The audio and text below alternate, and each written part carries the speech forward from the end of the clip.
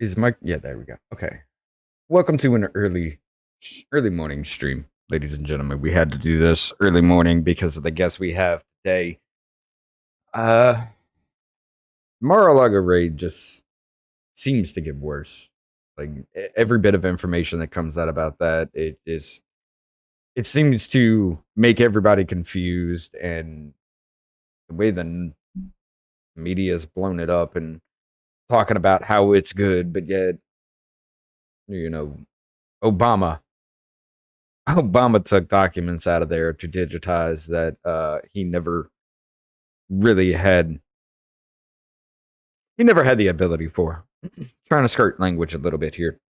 Um, you also have the deal with Hillary Clinton, and the classified information on her server, but everybody wants to make excuses about that, and they just it's just like a targeted attack on Trump, and that's pretty much all it is. But we're gonna go through that a little bit more, pick up the whole situation. Some more information has developed. We're going to go ahead and look at the warrants.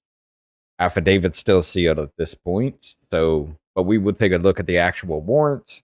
Um, Talk about some of the developments that have happened there. And then we're going to get off into Executive Order 14067, the digital currency order from Biden. That I will admit, I've only gone through about a third of it. So some of this is going to be my first impressions with it as well. But as we get through with that, before we even get started, I need you guys to go ahead and hit that like button, share the show with your friends so we can start picking up an actual viewer base and start talking to more people like you. This is why we are here to get your thoughts and opinions on certain topics, whatever you're interested in. New things in the news cycle. The whole point of this is to combat the mainstream narrative about them pushing out, well, all these people believe this. Let's see if you really do. That's the kind of situation that we're trying to bring to the table here. So we want to talk more with you guys about everything. We want to hear more from everyday individual people and get their ideas and their opinions out there to the masses as well. So go ahead and smash that like button. Share the show with your friends. Today, we have another little TikTok personality. Goes by the name of GlowieActual. Glowie, how you doing today? I'm doing good. All right. You want to tell us a little bit about yourself? So I'm just regular average Joe. I work blue collar, and I have my own opinions, and sometimes they're unliked, but sometimes people like to listen, and I like to talk. So that's mainly what I try to do. I try to gain, some common ground with people so that we can have, an intelligent discussion about things. And I know that's hard in these day and ages, but, I try anyway. Okay. All right. So right before the show, right before we went live here, you were talking about your, I guess, your stance on the political compass. You want to go ahead and tell the people here kind of your thought process with politics as it goes? So I generally don't like politics. I don't mind the whole statesman aspect of it. Right. But, the one thing that hits me the hardest is there was a quote, and I'm going to paraphrase this because I'm probably not going to get it right. But it goes something along the lines of, it doesn't matter if you take an interest in politics, politics will take an interest in you. Yeah. I've heard something like that before, yeah. Yeah, I don't remember who it's by, but it's pretty easily searchable, so... But I would consider myself an anarchist with a voluntarist bent, so whatever you want to do is cool with me as long as you're not forcing other people to take part in it. Right. And I'm kind of the same... Well, hold on. I'm kind of the same way myself with just that aspect of it. For me, it's live and let live kind of thing. fuck, my life does not interfere with yours unless you're part of my life. So your life should not interfere with mine at all. That kind of aspect. The problem is, I don't see that being a viable situation for an entire country like ours, though, Certainly. because on an individual or even a community level, yes, I can see that working, but for countrywide, it's it would have to come down to everybody makes their own laws, and their own laws are enforced kind of situation, Yeah. And the law does, to a certain respect, embody force. So, that kind of clashes with my ideology. Right. But this is exactly the interaction that we started on TikTok. It was about how this is something that could bring left and right peoples together because they were seeing it as as I've been told, a step too far. Right. Even when it comes down to it, even having George Conway saying, they crossed the Rubicon. When I saw that, yeah, I was just like, oh, what? Hold on.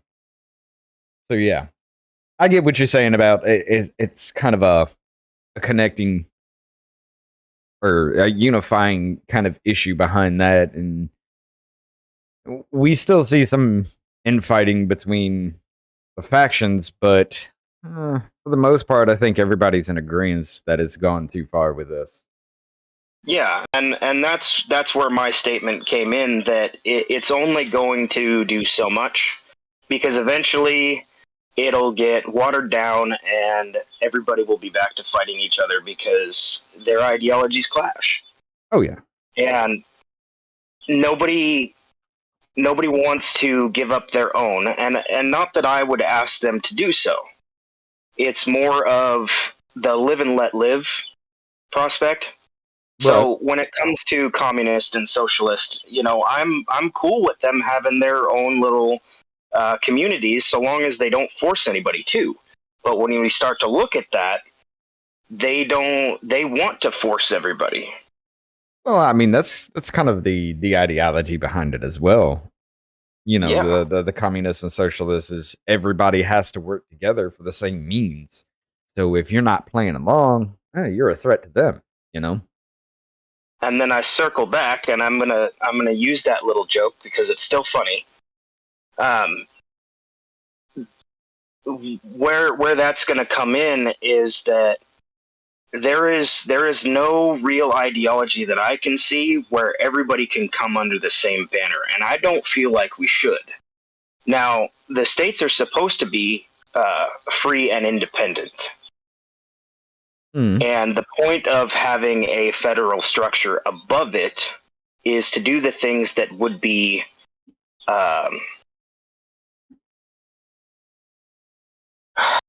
there's one of those words again that I'm trying to find. It's not the smartest thing for everybody to do it separately. So the way that, I think it was James Madison, those things that are external, war, peace, negotiation, and foreign commerce. Right. So this brings in the whole states' rights things, and then that just kind of snowballs into, well, it doesn't really matter what the states do if it's attacking the rights of the individual. Definitely, yes. But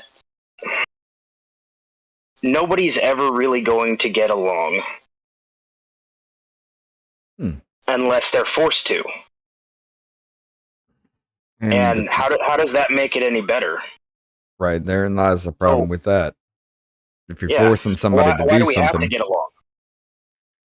Oh, I mean, getting along to a certain extent. I mean, we don't have to agree on everything, but there is it's an agree to disagree kind of situation. Sure. If getting along as far as political or cultural or anything like that, it's not really you don't have to go so far as to like their ideas or anything like that. You just have to respect that person and be like, okay, they think differently, you know. Um, that would be my thoughts as far as getting along. Just be like, okay, you think differently. I'm not going to change your mind. Fine. You feel the way you feel. I'm okay with it, you know? And that's certainly what I mean, is that we don't have to, obviously we don't want to be violent towards each other, but we don't have to be the one unified people necessarily. Right. And when our ideologies clash, that's going to keep that from happening anyway. And the idea would be that we just accept that we are going to have a differing opinion. Exactly. And we can live and let live. Oh, definitely. You know, with this, I'm pretty sure our ideas on these things will clash as well. I'm pretty sure we're not going to agree on everything with this aspect, but you know, this is the point of the show here. It's your ideas versus, I guess, my ideas, and you know, anybody else that comes on the show, things like that. It's more. I just will me and Abel, the way we started the show is we just wanted to know why people think the way they do. You know, we're not trying to change minds. There may be heated discussions on the show sometimes, but you know, we're not here to change your mind. We're here to understand why. You know. Yeah, and So arguments don't always have to be, extremely peaceful. right, Sometimes the way to get along is to have those heated discussions. right, So I'm all about that. And I don't necessarily have to change anybody's mind. I mean, that's always, part of doing what we do. But the idea is more to make people think than exactly, to have to change their mind. exactly. At least see it from somebody else's perspective with enough of a clarity to understand why they've come to the decision they have. But And maybe the stars align and we learn how to change, right. Well, let's go ahead and get into this a little bit. Now, before we get into the new little topics and everything here, let's just give a whole little recap. All right, so they've been after Trump forever. The past 7 years, they still have not been able to find anything on this man. 2 impeachments, and the mainstream media just dragging him through the mud. He's no longer president here, and they're still after this guy because, well, let's just be honest. It's fear because he started something in America. People started waking up to how the media lies. He started really telling the truth behind the government. You know, especially when he was saying things like, "We're going to keep troops in Saudi Arabia for the oil." You know, we're leaving troops over here to protect the poppy fields and things like that. And you know, he started not so subtly telling the people how things are going with the government, and you know, being open and apparent, calling out the news for their BS. People have started to see it now, and like I was saying, it's almost 7 years now. They've been after this dude. The FBI raided Mar-A-Lago. What was it, last week or the week before, something like that? I don't remember exactly. Yeah. When. But the FBI. I think it was last week. Okay. Well, the FBI raided Mar-A-Lago, and they were looking for what they call classified and sensitive documents. Now, apparently, they got 11 sets of them. Trump says that they were declassified, and they're trying to say, well, no, it wasn't. People have pointed out, you know, things like Obama and Hillary and why they're not going after them. I 100% agree with that. But what really strikes me about this whole thing is he hasn't been in office for 18 months. 18 months, those documents are there. The FBI, or what was it, the CIA, something like that, had actually padlocked the room for extra security under his request. And when they raided him, they broke the locks and made a whole scene of it. They were there for about 9.5 hours or something like that. A lot of weird things came up from that. I still don't know fully about the pictures where they were going through Melania's clothes and trying them, putting on a drag queen showtime kind of thing. I don't know about that still. But it's really, really, really concerning for me for simply one reason. They knew they were there. They padlocked that room. They knew exactly what was going on. Then all of a sudden, the FBI comes in, raids his home, breaks the lock, does whatever they do there. Merrick Garland was the one that signed off on the. No, Merrick Garland was the one that ordered the warrant. And I take it's because he's pissed off that he wasn't put on the Supreme Court seat. He was nominated and rejected. The judge that signed off on the warrant was one of Epstein's clients' lawyers. And everything just seems to circle around this as a political hit. Every bit of information about this, the actual FBI team that ran into Mar-A-Lago was the same one that was investigating the Russian Collusion hoax that the FBI team actually admitted they knew it was a lie, but they did it anyway. Which was green-lighted by Hillary Clinton and pushed everywhere for 3 years just for them to say, yeah, we knew it was a lie. It's the same team under that same circumstance, and it just smells of a political hit altogether to get this man to find something. Last fishing attempt, maybe not last, but another fishing attempt to find something on this man. So I assume that if he wasn't still seeking political office, that this would just disappear. I'm gonna say yeah. If he were to come out and actually mean that, I'm not running for office, I'm staying out of politics altogether, I feel like they would leave him alone, yes. But I don't know, man. That's just been the way politics is. It's just when was the last time that we ever had any kind of run for presidency where it was about issues instead of just a political hit? Well, this person did this person did that kind of thing.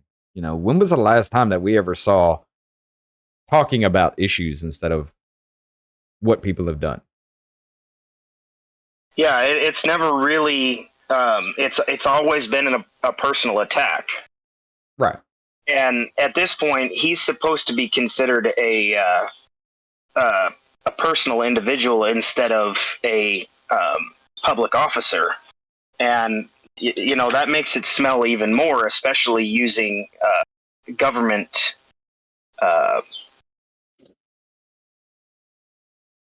to attack him personally. But if he is also a personal individual, why does he still have state documents? But the way that I feel about it is, why do we have anything that's classified? If we are, if the political power is based in the people, why are things hidden from us? To a certain extent that you would try to attack people based on the fact that they have them. Good point. There's nothing that goes on in this country that we should not be aware of. Now, maybe we have to make exceptions for that during wartime because there is going to be intelligence gathering by the countries that we may be at war with. But when was the last time that we, actually declared war on somebody?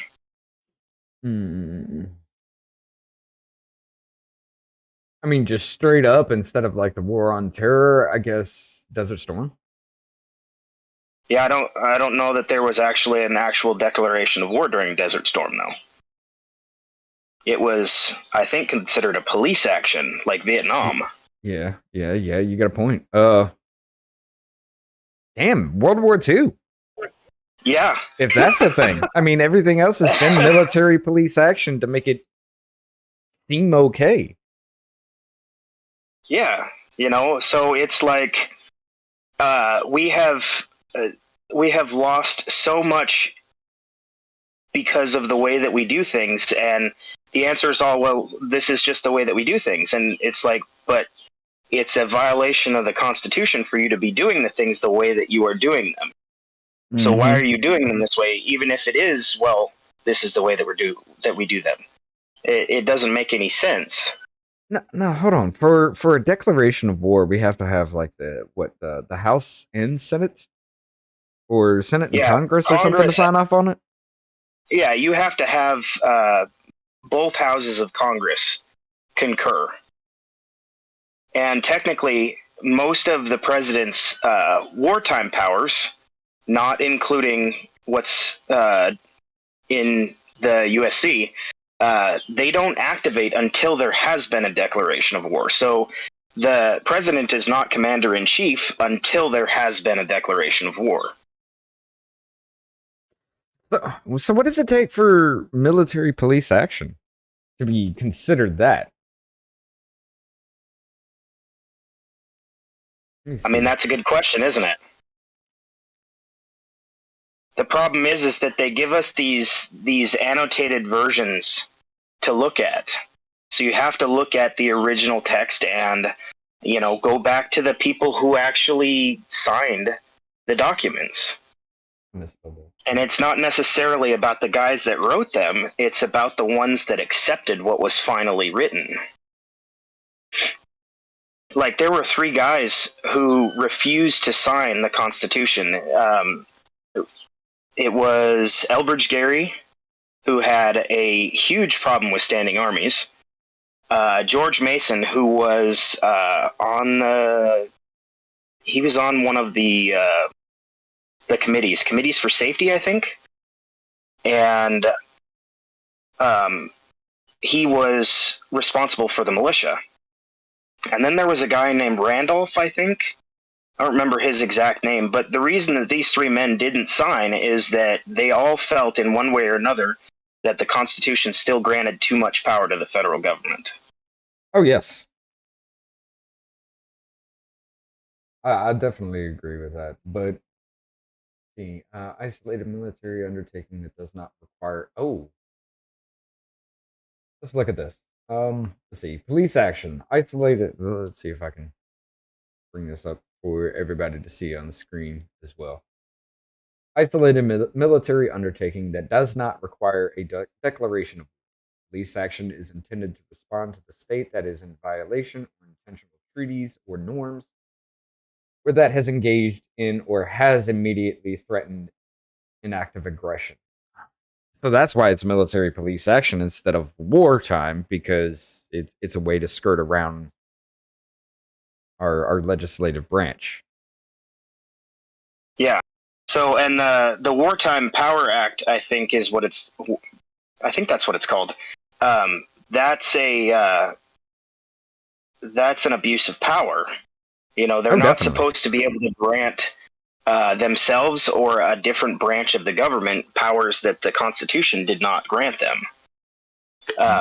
But it's so hard to get an amendment that they don't want to deal with that. The states have to come together and decide that that's a good idea. But to me, that doesn't really matter. Because even if the states want to do it, well, we're just doing exactly what we have been doing.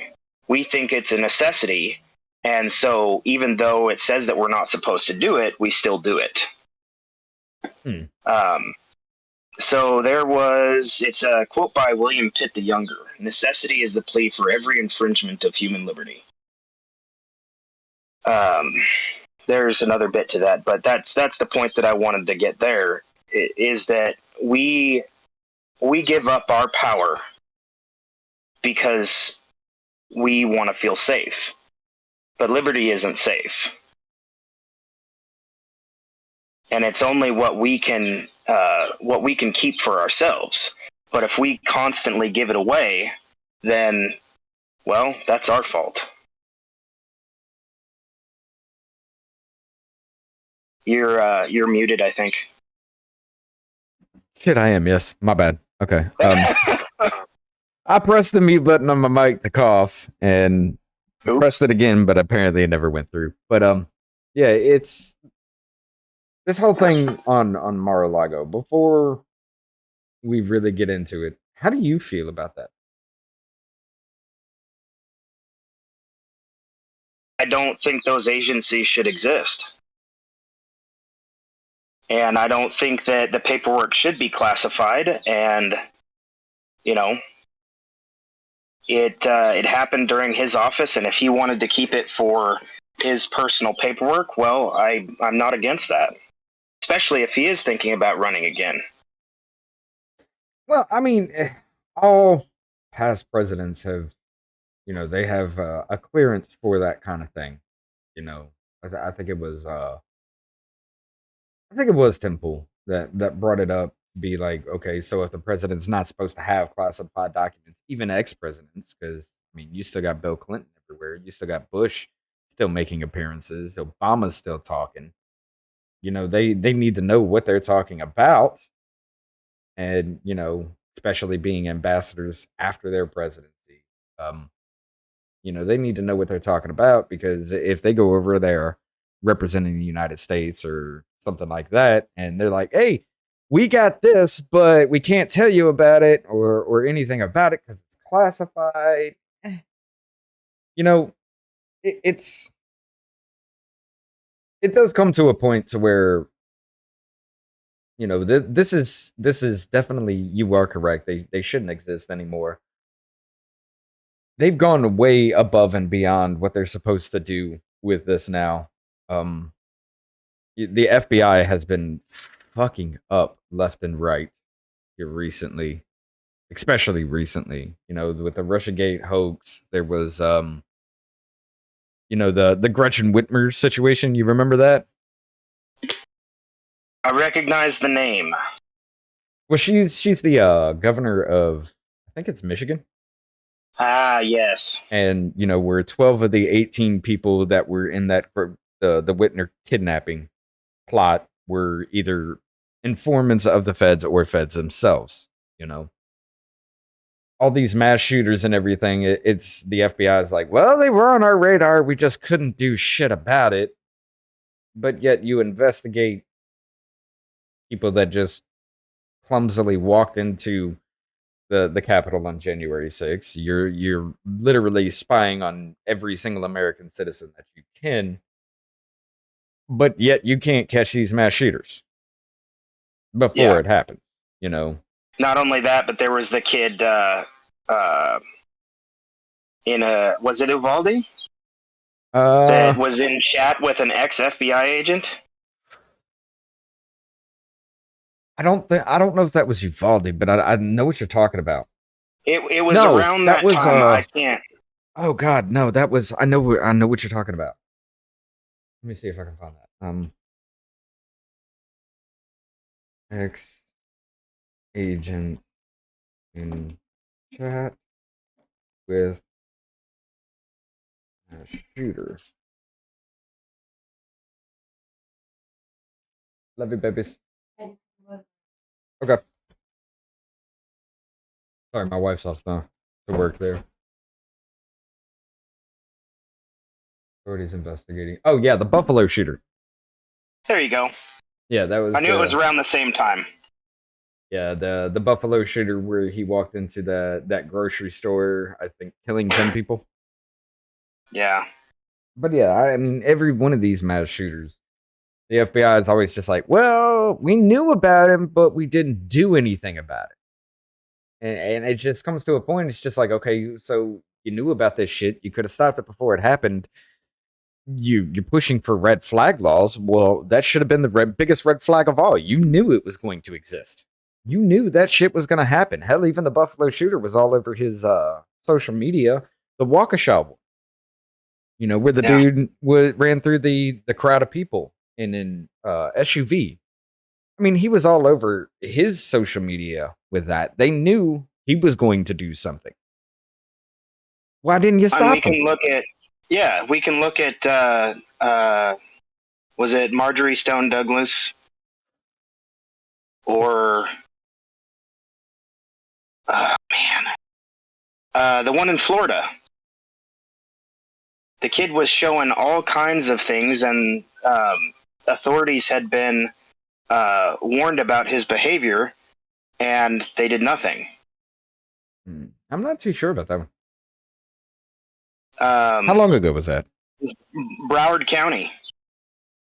So, the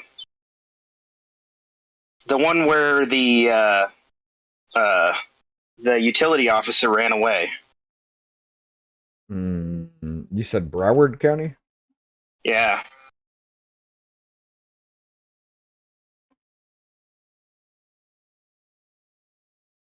Broward School Board members removed. Stoneman Douglas High School? There you go. I was mixing two of them. Let's see. February 14th, 2018, 19-year-old Nicholas Cruz opened fire on students and staff at Marjorie Stone Douglas High School in Parkland, Florida, murdering 17 people and injuring 7. Former student of the school fled the scene on foot by blending in with other students and was arrested without incident approximately 1 hour in later nearby Coral Springs. Police and prosecutors investigated a pattern of disciplinary issues and unnerving behavior. Yeah, okay, so apparently they knew about him and did nothing, and of course the Uvalde incident, that wasn't FBI related, but I mean, 77 minutes, you did absolutely nothing. You had 4 or 5 guys back away. The first ones to respond on scene, they backed away because the kid fired. That's what you're there for. Mm-hmm. And you can't sit there and tell me that even with handguns, with 4 or 5 officers, they could have all gone at the same time. Maybe 1 or 2 gets hit along the way. Yeah, but that shooter would have been gone. You're a better shot than him, or supposed to be, So not only that, but there isn't a police cruiser that I have ever seen that doesn't have heavier than just handguns.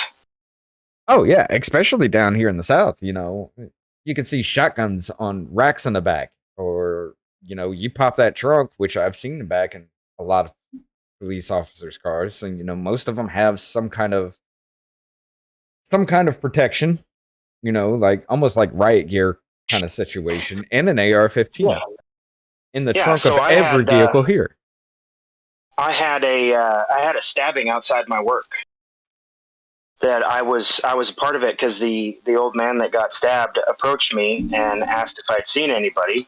Well, 6 cruisers showed up. Right. And the 2 guys who were the main investigators, one of them comes out with a Benelli shotgun, and the other one has a select fire rifle, all tricked out.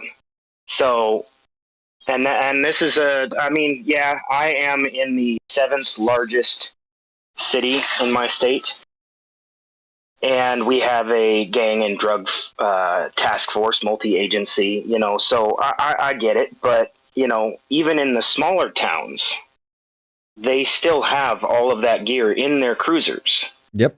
Not only that, but their standard uniform includes body armor.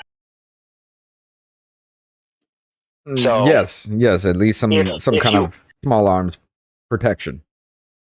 If you don't do the job that you're hired for,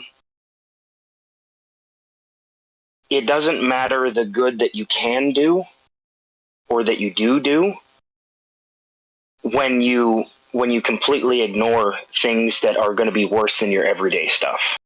Exactly. So where the FBI, the main thing is going to be people saying, well, you know how many child sex traffickers they catch? Well, you can save all the children in the world, but when you don't save the ones here at home, Mm-hmm. when you had the chance to, how good does that make you? Right. Especially when you knew something was going to go down at some point in time, because, like I said, you want red flag laws. Why is the FBI not using those same red flag laws? Why are they not already doing that to prove that it works?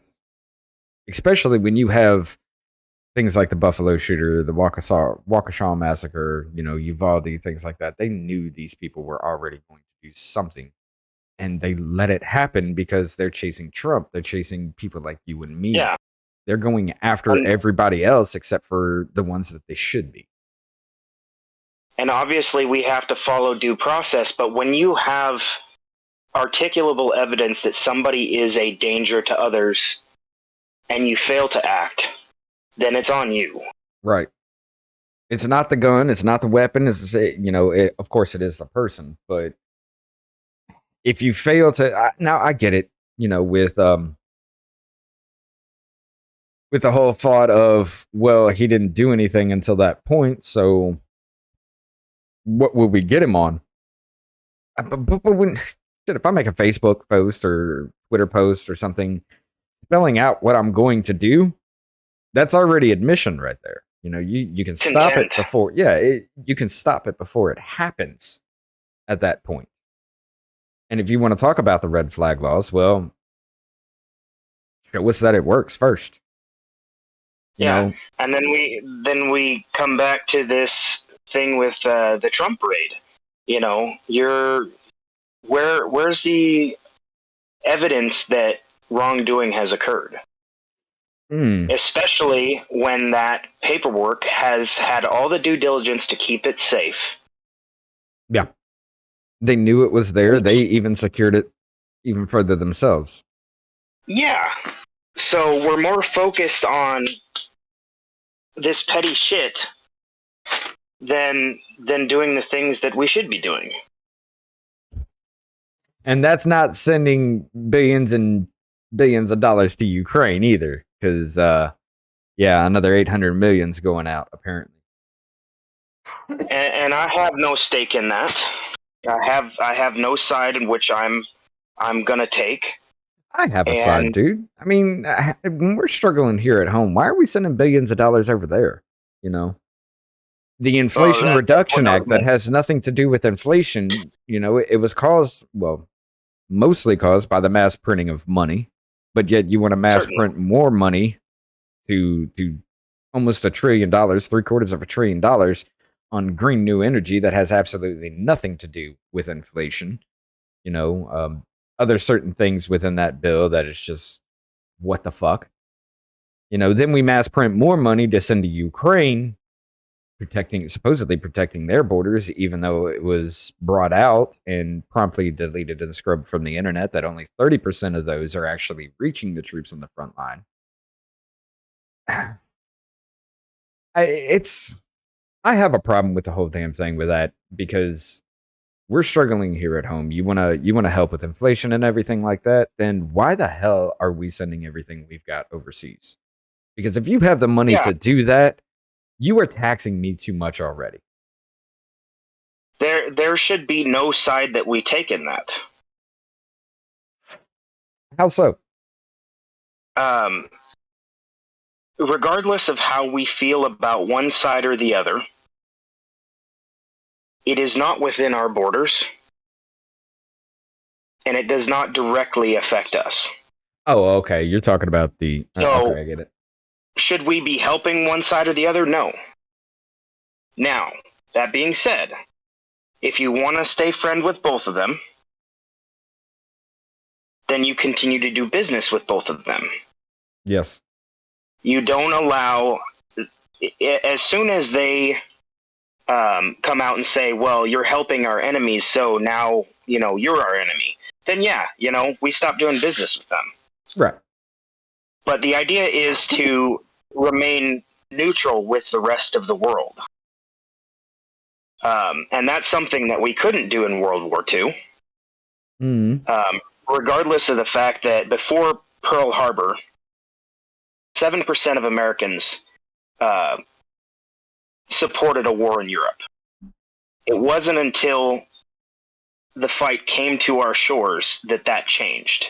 Regardless of the fact that we knew ahead of time that Japan was probing our waters, we even sunk a submarine off of the coast of Hawaii, but it couldn't be corroborated, so that was their reasoning for not doing anything.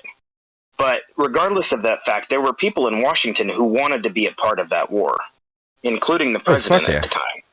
Yeah. And but we were heavily sanctioning and blockading Japan before that happened. So how were we not declaring war on them by doing that?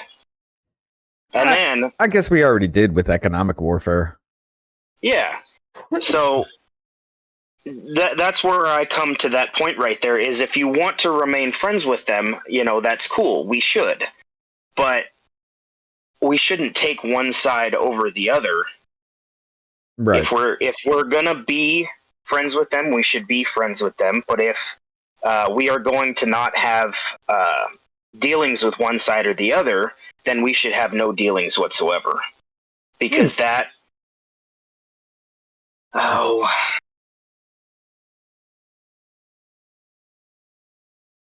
suggests that we have some kind of stake in whatever violence is between the two of them, and I don't think that we should have any part in it. No, economically or militarily.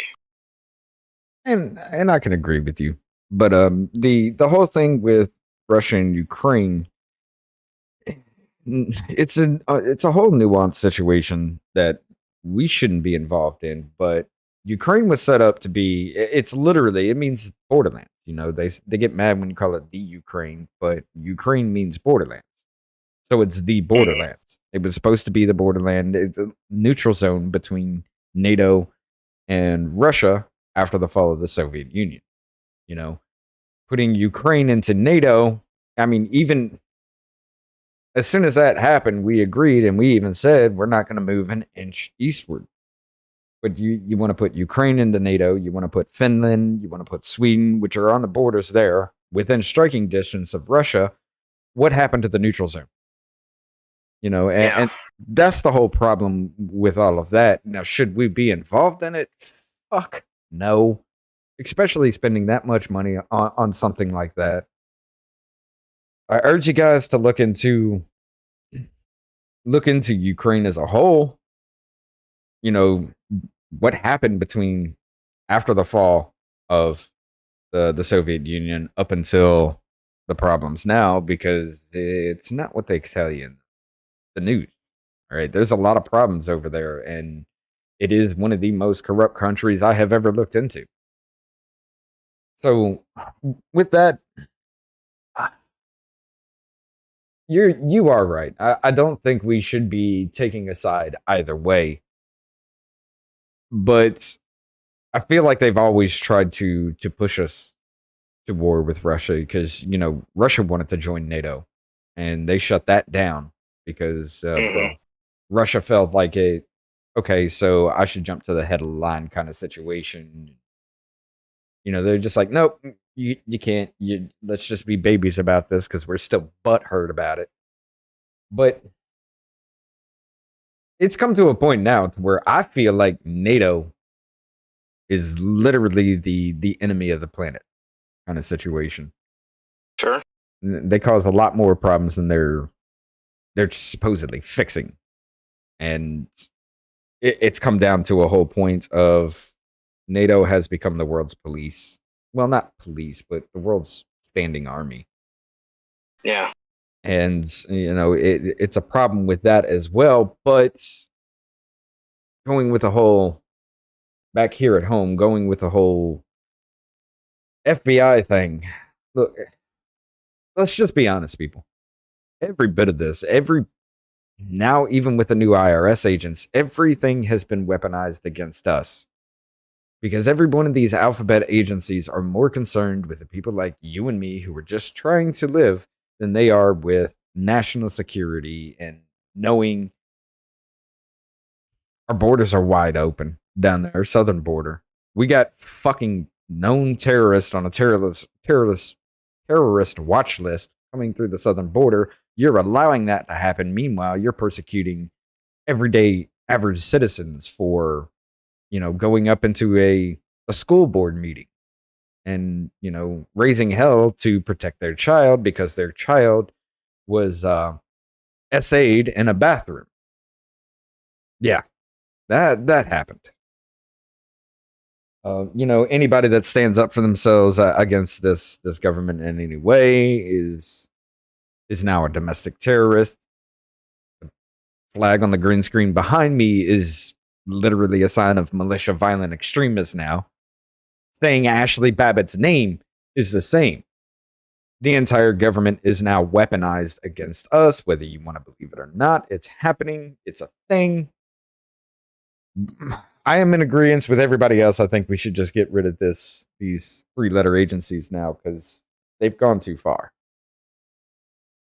What do you think? So you got it right there. Somehow, because we want to be free, we're a bigger threat than outside sources. Mm-hmm. There's a quote by Samuel Adams.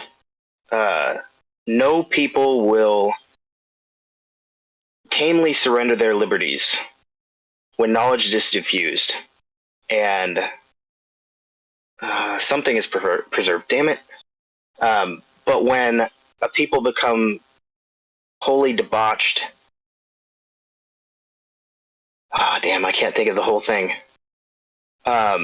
They will sink under their own weight without the need of foreign invasion or something like that. I can't remember. Let's see if I can find it. Just type in no people will tamely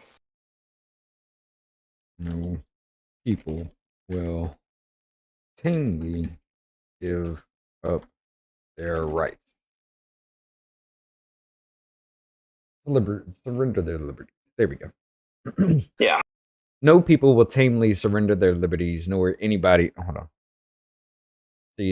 No people will tamely surrender their liberties, nor can any be easily subdued when knowledge is diffused and virtue is preserved. On the contrary, when people are universally ignorant and debauched in the... I hate that.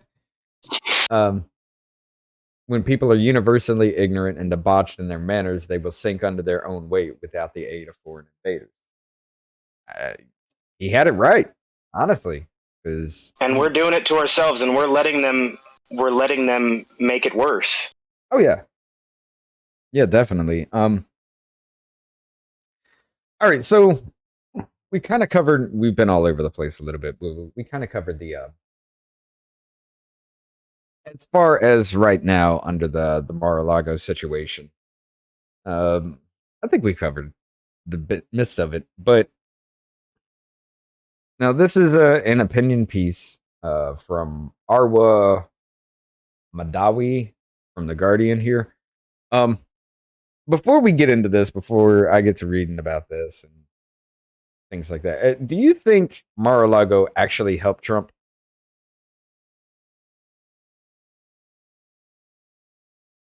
People talk about optics a lot, and I think this covers that. When you start attacking one side or another so vehemently, it's going to draw support. Right. And it's going to draw support from all sides, because the sword that you give government today is the sword that persecutes you tomorrow. And if they can do it to him, then they can do it to you, and that's going to scare people. And of course, when they do it to you, nobody's going to hear about it because you're not a public figure. Yeah. And so that right there is even more scary. Yeah, it's not like you're going to be on the news that the FBI came and raided your house, because even if they did, everybody's just going to be like, well, that person deserved it, without even knowing who the hell they are. If the FBI were to kick in my door right now, everybody would just be like, oh, well, he must have did something. All they have to do is label you a terrorist, and people will get behind it. Yep. Every time. because you aren't that huge public figure that's already publicly known. And I think it actually did help him. You know, I think it more it boosted his rallying support for one reason, and exactly what we were saying there is everybody, especially at the beginning. You know, even when I read that little tweet where George Conway say they cross a Rubicon, an anti-Trumper like him, who's always been vehemently opposed to this man, when he gets behind Donald Trump, you're in trouble. You know, Yeah. you push that button, you rung that alarm that cannot be unrung now. You know, and this has gotten to a point. Now you're still going to see people say, "Oh, well, he had documents. He had nuclear documents." That's still a thing going around. All right, I can Google anything and everything about our nuclear capabilities here in the United States. I can Google how many we have, where they're located, you know, the chain of command that would be able to access them. I can Google everything except for nuclear codes, which guess what? Gold codes change daily. The backup codes, I think they change monthly, and the backup to the backup is changed within every single presidency. So anything that he had nuclear wise is a moot argument. You know, what are you going to give? They were saying Saudi Arabia. He was doing weapons dealings or something with Saudi Arabia. I could do the same thing if I could just get my hands on it. What about any of that was supposedly classified or would have worked in any way to rally the public to think that he had them? When I can Google everything except for the codes, you know? Well, think about this thing that's going around about the Tom Clancy stuff. It just resurfaced, I don't know, a couple weeks ago. That, you know, supposedly they had to give him a top secret clearance because he was talking about how our nuclear subs work or something like that in one of his books. Oh, that's I never heard about this. it's you don't necessarily have to do it right now. You might get a kick out of it, but just look up Tom Clancy and nuclear subs, and you'll probably come up with it. But the thing is, we have the biggest database ever at our fingertips, and you can choose to believe the information that you find, or you cannot. But that doesn't mean that it isn't true. Right.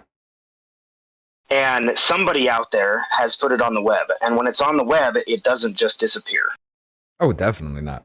The internet is forever.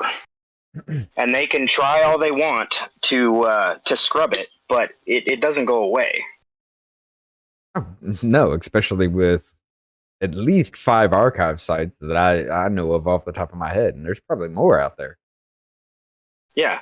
And to go back to the topic, you asked if it helped him. Well, what did we see when the nomination was taken from Bernie Sanders and given to Hillary Clinton? We had people in an uproar, and they started supporting Trump. Now, obviously not all of them. Some of them went to other candidates, but after that happened, they felt betrayed. And so they went to the other viable candidate. I hate using that idea because any candidate should be viable, but I think the more that they do this to him, the more people are going to be like, well, maybe he can make this stop. Because he's been attacked by it so much. Right. And nothing has stuck. I'm not a Trump fan, but I see what I see. Right. And people are kind of fickle that way. And when we get into our next topic, I will go more into that. But there are certain failures in the people that they will just switch sides because they think, well, this person is being, attacked unjustly in my mind, and therefore maybe he's the better choice. So I do think it is going to drive support for him.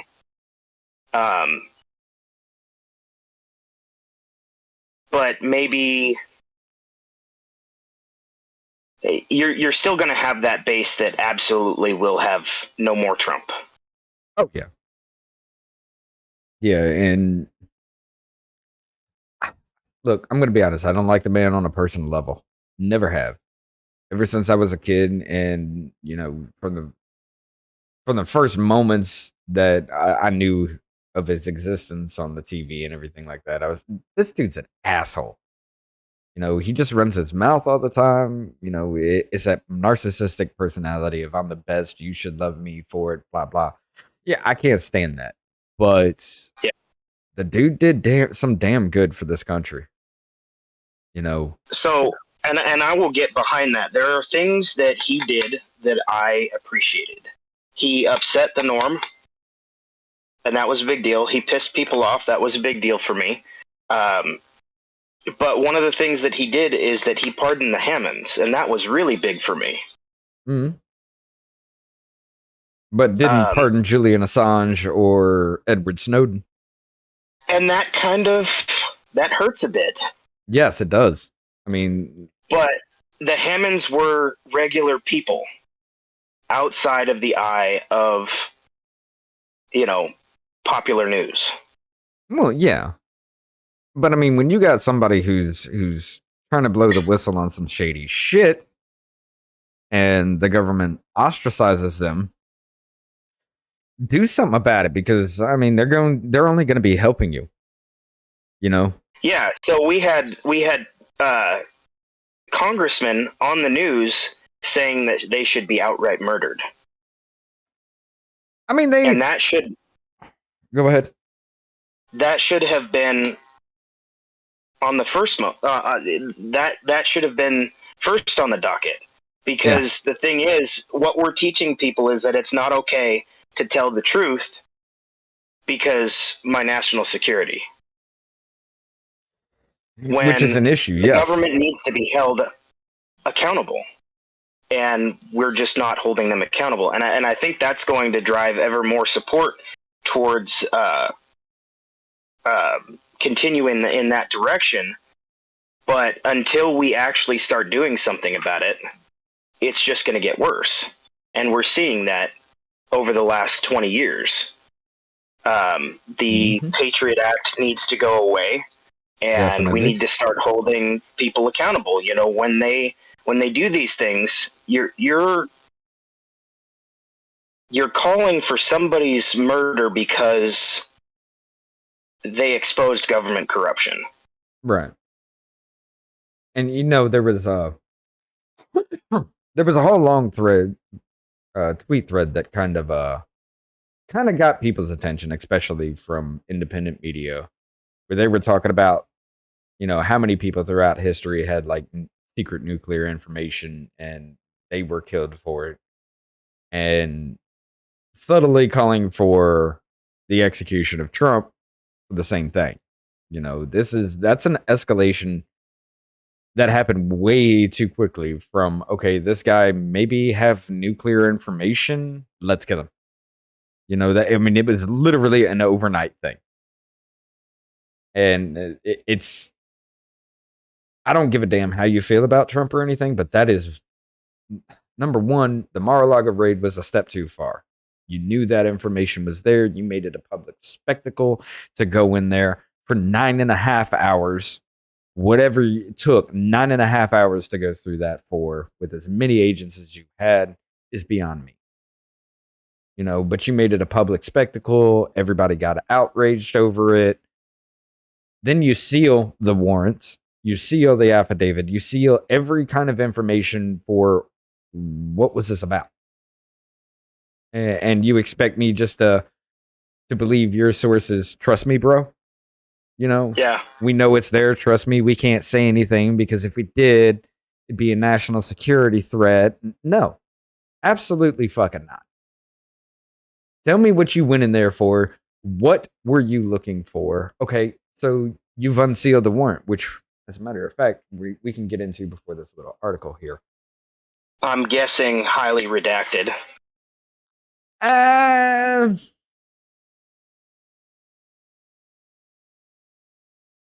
don't think so. Hmm. Except for case ID, received from, printed title. Names. Yeah, the names of them. But that's about it. Hmm. Well, that's more than I expected. Right? Let's see. Where is it? Let's start from the beginning here. Let's get into the warrant before we get into that article, though. Go ahead. Go ahead. It says the United States hereby gives notice that it is filing the following document, which is a redacted version of material previously filed on the case number under seal. The search warrant, not including the affidavit, why not? Signed and approved by the court on August 5th, 2022, including attachments A and B. Property receipt listing items seized pursuant to the search filed with the court on August 11th, 2022. Any application by federal law enforcement other than of an attorney of the government requests the search of the following person or property located in the Southern District of Florida. I find that the affidavit or any recorded testimony establish probable cause to search and seize the property described above, and such search will reveal the attachment B. Well, we'll get into that. It says you were commanded to execute this warrant on or before August 19th, 2022 in 6 a.m. to 10 p.m. Okay, so that was meant to be that time. Okay. Unless delayed, notice is authorized below. You must give a copy of the warrant and the receipt of the property taken to the person from whose premises the property was taken, to leave the copy and receipt at the place where the property was taken, blah, blah, blah. Officer executing this warrant or an officer present during the execution of the warrant must prepare an inventory as required by law and promptly return this warrant inventory to duty magistrate. Pursuant to, I find that immediate notification have an adverse result, except for delay of trial. That's not even checked, so that's not even part of that. The premises to be searched, 1100 South Ocean Boulevard in Palm Beach, is further described as a resort club residence located near the intersection of Southern Boulevard and Southern Ocean Boulevard.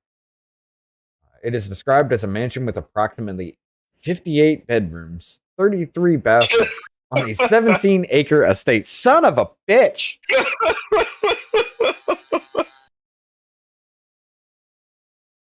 33. Why do you... What is that? One bathroom every 10 foot? Fuck. Well, I guess as if it's supposed to be like a resort kind of thing, maybe. But still, that's a lot. All right.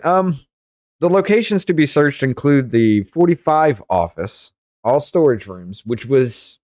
The storage rooms was what was locked up. The 45 office. That was the one that was locked up by them. They had their own padlock on the shit. On Trump's request.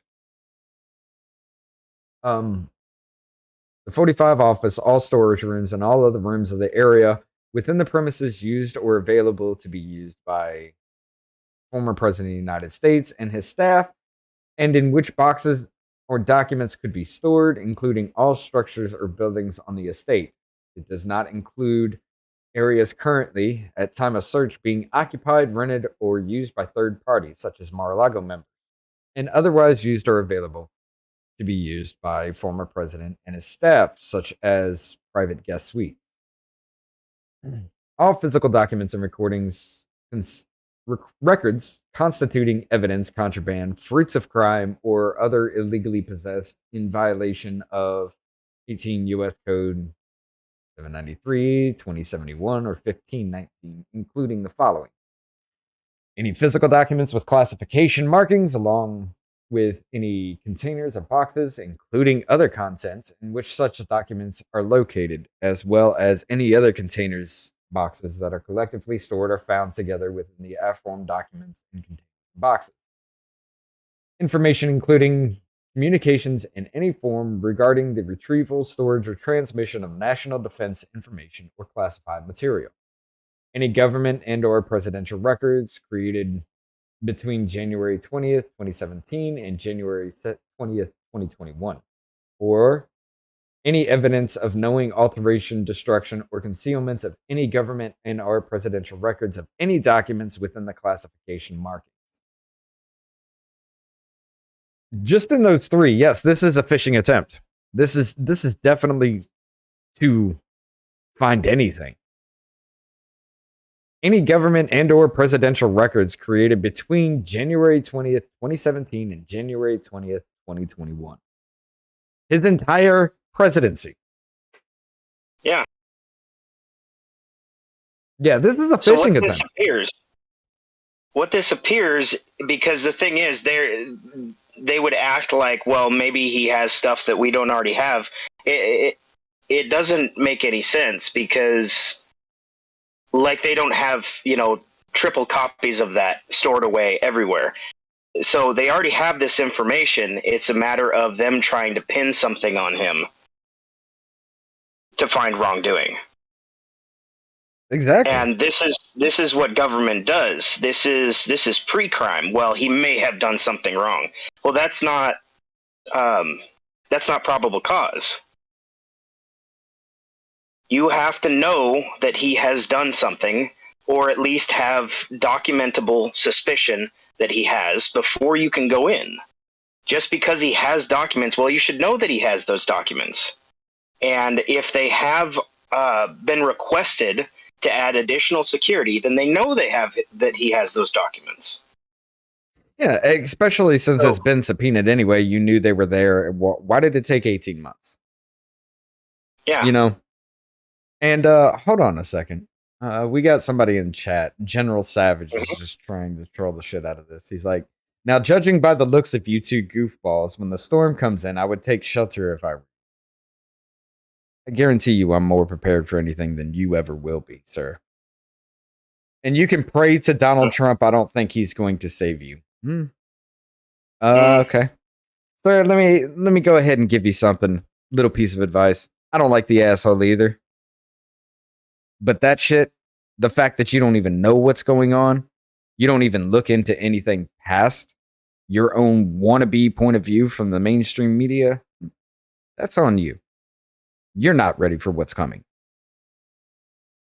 You might be better off praying to Ben Shapiro. He might be put on his big man's business suit and swoop down and save your family from the storm. I don't listen to Ben Shapiro. I don't like the dude. Yeah, I don't like him either. You're just running your mouth here, which is hilarious. It really is, because, I mean, this is all you've got.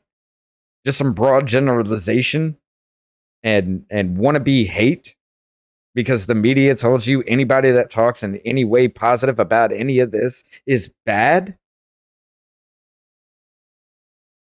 You're right. Militia violent extremist. That's the sign, right? That's one of the symbols. You're going to report me? Because I guarantee you, if you're not on a watch list by now, you're not American. Get over it, son. Anyway. Oh, there's more to it. I'm just done. He's just saying, like, lay off the booger sugar. How much cocaine have you snorted? Dude, you've got nothing. Hunter Biden. You don't even, yeah. What about that? The dude's smoking crack and calls it Parmesan cheese. His girlfriend threw a gun that he legally purchased and lied on the paperwork about. She threw that gun in a dumpster across the street from a school. He's literally on camera fucking little kids. He's got business fucking dealings that his father supposedly knew nothing about. 10% for the big guy. They shared a cell phone together, which means they knew about business dealings. The things that they were texting each other. You know, he calls his own father Pedo Peter. No, you don't want to look into any of that, right? You don't want to know that laptop actually exists. But yet you want to talk about Ivanka Trump having a clothing line and how that's somehow a conflict of interest.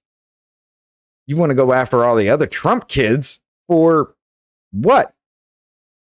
Meanwhile, our president's son is a fucking crackhead doing illegal business dealings. The quid pro quo he had with fucking Ukraine, where he told the leader, fire the prosecutor, or you're not getting $1 billion on camera. All that shit goes down, and we're giving billions of dollars to Ukraine. Only 30% of that is reaching the troops. What the fuck are you thinking? Anyway. Let's see. Receipt for property. Description of items. 4 documents. 29 box labeled A14. 30 box labeled A26. Okay, so this is the descriptions of what they were going for. Executive grant of clemency. Roger Jason Stone, Jr. Info. President of France. That was, yeah, I remember hearing about that. That was a long time ago. Various classified TS, SCI documents, top secret, what is that? Secret clearance information or something like that. I forget what the SCI is for. Potential presidential records, binder of photos, hidden handwritten note, box labeled A1, A12, A15. Miscellaneous secret documents, box labeled A16, miscellaneous top secret documents, box labeled A17, A18. See, all right, this was the warrant for what they were going into. And you telling me that they didn't know that was there for the last 18 months or more when they've got box labeled A17, A18? They know what they're going for? You telling me that even though these were subpoenaed and the FBI or CIA or something like that was supposed to take it out, never did, just padlock the door, you telling me that all of this right here they couldn't get without making a scene? All of this right here where Trump literally was complying and say, take it. That's what they went in there for. That's what they did this for. That's what they even took passports. Okay, yes, one was expired. It should have been turned in already. I get you. Whatever. They took fucking passports, which is not what they were going in there for. Guess what? That's a violation of the 4th Amendment, illegal search and seizure. Those weren't in those boxes. Those weren't with those documents. They took extra shit that they weren't supposed to from the house. And you're going to sit there and tell me that that's not a violation of the 4th Amendment. Okay.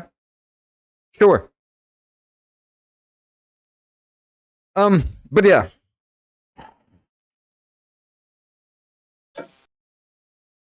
I want to know what's on the affidavit for this. I want to know, because that's going to go into more detail about, what they thought was in here, what they knew was in there. I want to see exactly what that is, but it probably never will be unsealed because it's classified information. It's fucking bullshit. We all know it. But yeah. Let's go get into this little article here. It says, rather than sink Donald Trump, the FBI's Mar-A-Lago raid could save him. It says, Donald Trump did nothing wrong. The long-suffering martyr and the former U.S. president is so keen to let us all know that he is the innocent victim of yet another witch hunt that he keeps broadcasting juicy details about, and his legal troubles on his social media platform, True Social. Okay, so there's going to be a hell of a lot of framing in this one. Wow, he announced on Monday. In the raid of Mar-A-Lago, they stole my 3 passports. One expired, along with everything else. Wow, indeed. First, we find out that the search of Trump's Florida property was partially carried out under the Espionage Act, and many involve nuclear weapons and may have involved nuclear weapons. I've already gone over that. Now Trump insinuates the FBI considers him a flight risk. I mean, that's kind of what it is. Let's just be honest. How are you going to stop somebody from leaving the United States? Take away any form of anything possible, which is actually, I don't think that's going to work anyway, because doesn't this dude have his own private plane? Yeah, but you have to file flight plans and stuff like that, or, you might get shot down. Right. But I mean, you could just file, say, hey, I'm going here, and just veer off somewhere, Yeah, well. Once you leave. Or you could go on somebody else's plane and just forget to put your name on it. Actually have that plane take off and do its own thing, and you're on a different one, Yeah. I mean, that's... Anybody remember Christine Fang? Do you remember her? No. She was the Chinese spy that was banging Eric Swalwell and other Democratic Democratic committee or candidates, things like that. Yeah, she was involved with the funds for these people. She ran off. Once she was discovered, she ran off. Nancy Pelosi was told about it. And she allowed Christine Fang to leave this country, somehow, mysteriously, fled on a plane. She was the only one named... You remember that crash in China? Yeah. She was the only one named on that flight. Body still never recovered. And then it came out later that the plane was intentionally crashed. Jeez. Yeah. Yeah, me and another guy came across that. Before that was even talked about, it's... Nobody had mentioned that. Still to this day, nobody has mentioned that. That in that Breitbart article and everything else about that flight that went down, subsequent news after that, she was the only one named, body never found. And then all of a sudden, a couple months later, the plane was intentionally crashed. So they quietly got rid of a Chinese spy. But yeah. But go and then disappeared intentionally. Oh yeah. 2 years later, after it was brought up again to end Eric Swalwell's run for presidency. But the article keeps going on. Is in precedented times in precedented times, this is what you would call a career-ending situation. In today's hell world, however, some reckon that the spot of bother is exactly what Trump's flagging popularity needs. Rather than dashing any further political ambitions, there's talk that federal investigations is a perfect way to rile up Trump's base and get him back into the White House in 2024. A lot of this talk is coming from the right. Many conservative media outlets are furious that Trump doesn't seem to be above the law. The payback for Mar-A-Lago will be brutal, and an op-ed in the Wall Street Journal declared. The FBI is already interfering in the 2024 election. Town hall sputtered. Completely handed Trump a lifeline, one Republican strategist told Politico. But it's not just the right that reckons the FBI investigations into Trump is ill-advised. A number of reasonable centrists are also of that mind. Did the FBI just re-elect Donald Trump? Wrote the New York Times. They're not reasonable centrists. Okay. New York Times columnist David Brooks, after the raid of Mar-a-Lago, several weeks ago, about half of Republican voters were ready to move on from Trump, according to a New York Times Seneca College poll. Brooks noted, this week the entire party seemed to be rallied behind him. So is the fact that he's being investigated under the Espionage Act now going to help him or harm him? And I'm not picking sides in this debate. You know why. Because if we learned anything, it's that things can change in an instant and predications are for fools. The fact that this absurd debate is even going on, however, says a lot about how. Nah, I can't speak, it's too early. It says a lot about how much our norms have been shattered. Trump may never lead the U.S. again, but he has forever altered it. Let's see, what's this? You read 11 articles in the. Oh, yeah, that's okay. You know, I'm going to be honest. I think this actually did help him. Because even people that don't like him, I've seen on social media, even people that don't like him are just looking at this like, shit, this has gone too far. Now we both are pretty active on TikTok. I got a question. Have you ever come across a guy named Alex Perlman on TikTok? I don't recognize the name. He's a left-leaning individual that, watching his progression in all of this, once he started paying attention, because everybody started yelling at him to research this and research that, he started to do that. And watching his red pill moment over time is fucking wonderful. Like, he kind of brings somewhat comedy to his videos and things like that, as he just yells at his phone.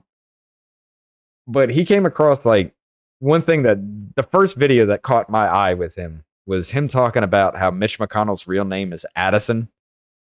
And he just went on this like 3-minute rant about Mitch McConnell and calling him Addison. He's just like, in one of them, he's just like, you ever had your rights taken away by a bitch named Addison?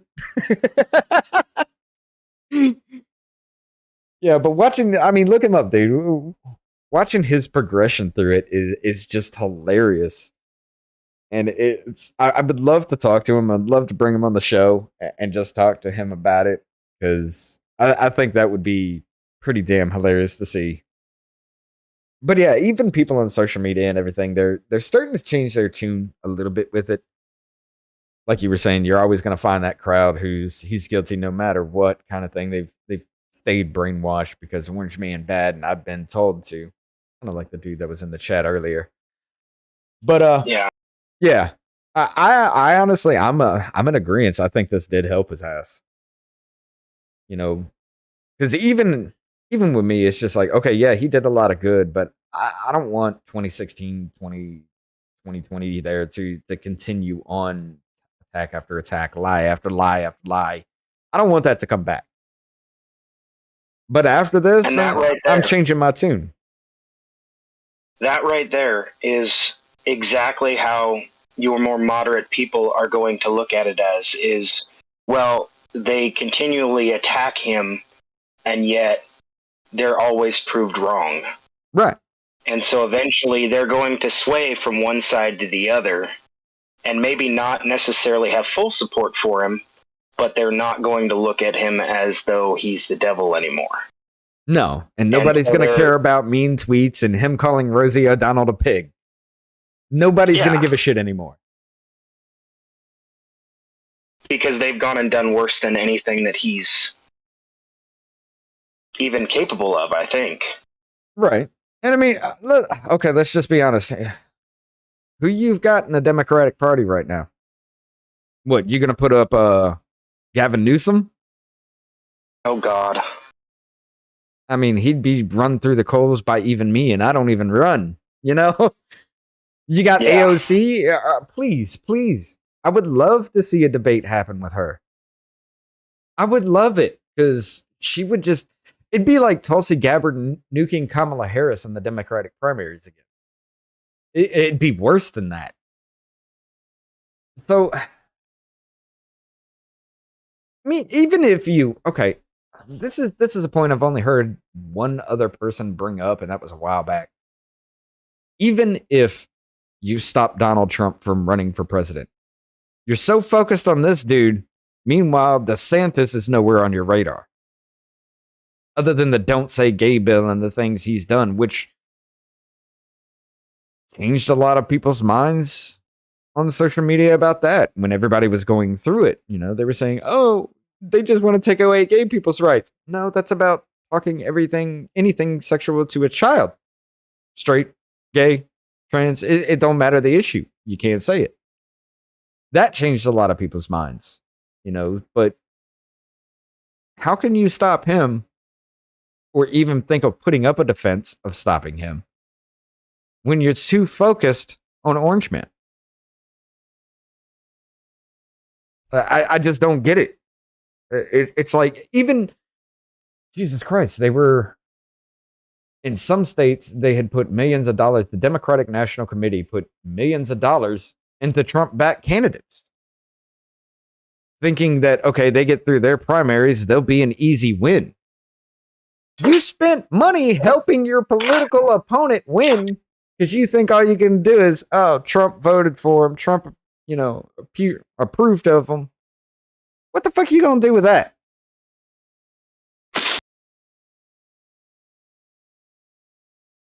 But yeah. So what you think? If it came down to Trump or DeSantis, who would you vote for? If I was forced to vote for one? That's the only people you get to choose for.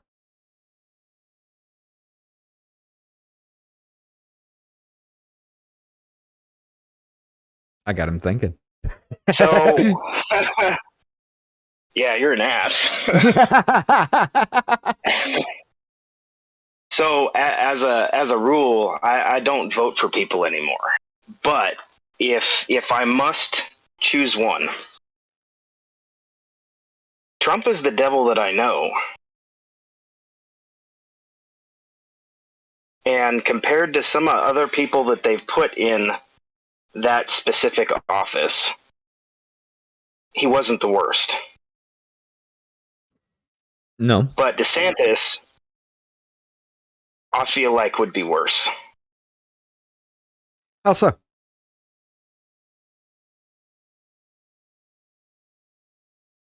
So there have been certain wins, but are they really wins? We look at something like, oh, this is a big win, but it's not really. You look at the overall aspect of it, and there's certain things that are in them that show that it's not really a win. It's still, so Ron DeSantis, is that Florida? Yes. Okay, so Florida, right? Well, Florida was the whole, it started off, well, we're going to mask. And then he made that no longer a thing. Well, you're still getting permission from the government to be your individual self. Point taken. It would have been better just to say, well, we're just not going to listen, you do what you want.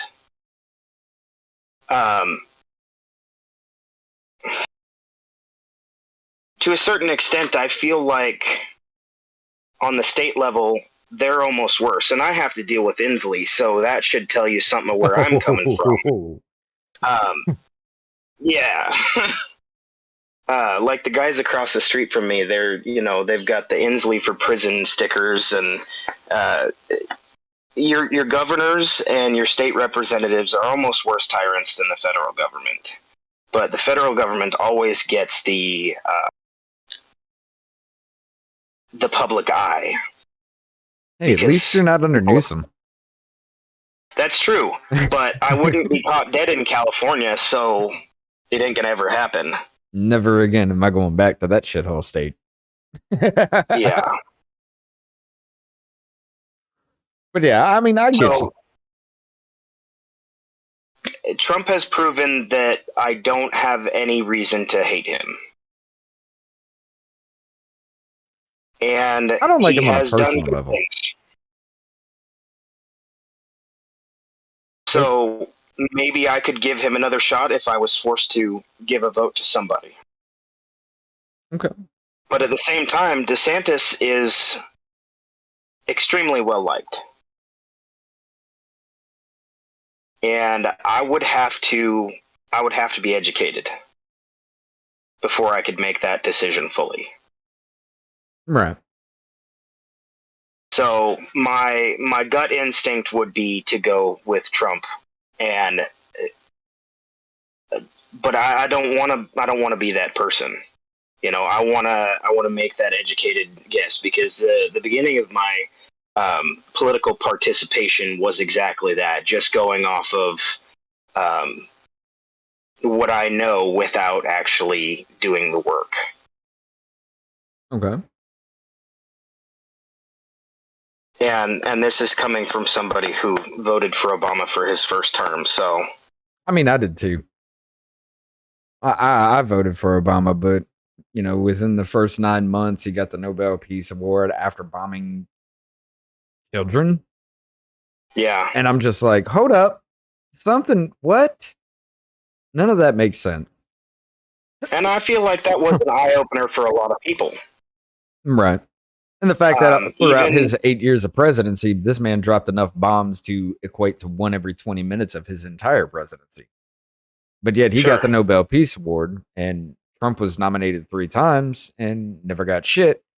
But yet this dude walked across the demilitarized zone between North and South Korea, unaccompanied, and lived to tell the tale. He moved our embassy into Israel, went over there, and came back with peace agreements to where the United Arab Immigrants had said, okay, we'll put down our hostilities for a while. You can say what you want to about Russia, but Russia was never. It was like the first time I know of, or Russia was never even considered a threat to us. He started talking more about China. China got a little bit unnerved about the situation, and they even shut up. Mm-hmm. And now these same people are talking about launching nukes at us. What changed? And there's the other point right there. So again, that's another point for choosing him over DeSantis, is that he had results in those areas, and those are things that I feel, as somebody who takes the letter of the law seriously, that the president is an ambassador in more than just name. Oh, yes. So yeah, we have ambassadors, but that's kind of the point of the president when we're not at war, is to guarantee that we continue to be a sovereign nation, and that means making sure that hostilities don't begin, and being able to have that conversation with Kim. That was the biggest step that I feel like we've had in the last 50, 60 years. Trying to think. That was the 50s, right? Korea? Or 60? No, the 60s was Vietnam. I'm trying to think. 70s, maybe? So 50 years. I know what you're talking about. I forget what it's called, but War. What was the Korea? I don't. It doesn't matter. It's just if we've gone this entire time with hostilities, and then within 1 4-year period, we've not necessarily created a friendly environment between the two nations. At least we have come to a more neutral area, and now we're just back to everything but war. Right. Yeah, the Korean War was June 25th, 1950 to June 27th, 1953. So yeah, it wasn't a 50. But I don't know. Me personally, it's still a toss-up to me because, like you said, I know Trump. He said some things, especially that I can definitely get behind, knowing he'd be pretty serious about it now. He was talking about just firing, I think it's Operation F or something like that. He takes presidency and fires pretty much everybody. I can definitely get behind that. Let's just restart the whole damn thing over again and do it right from the first. Well, I'm not going to say do it right, but fix the problems that apparently have been going on for a long ass time, and we're just now seeing. Yeah. But DeSantis has a way of definitely being more professional about things. I've heard a lot of good things come from DeSantis, as well as actions that he's brought up behind those words. I don't know. I don't know.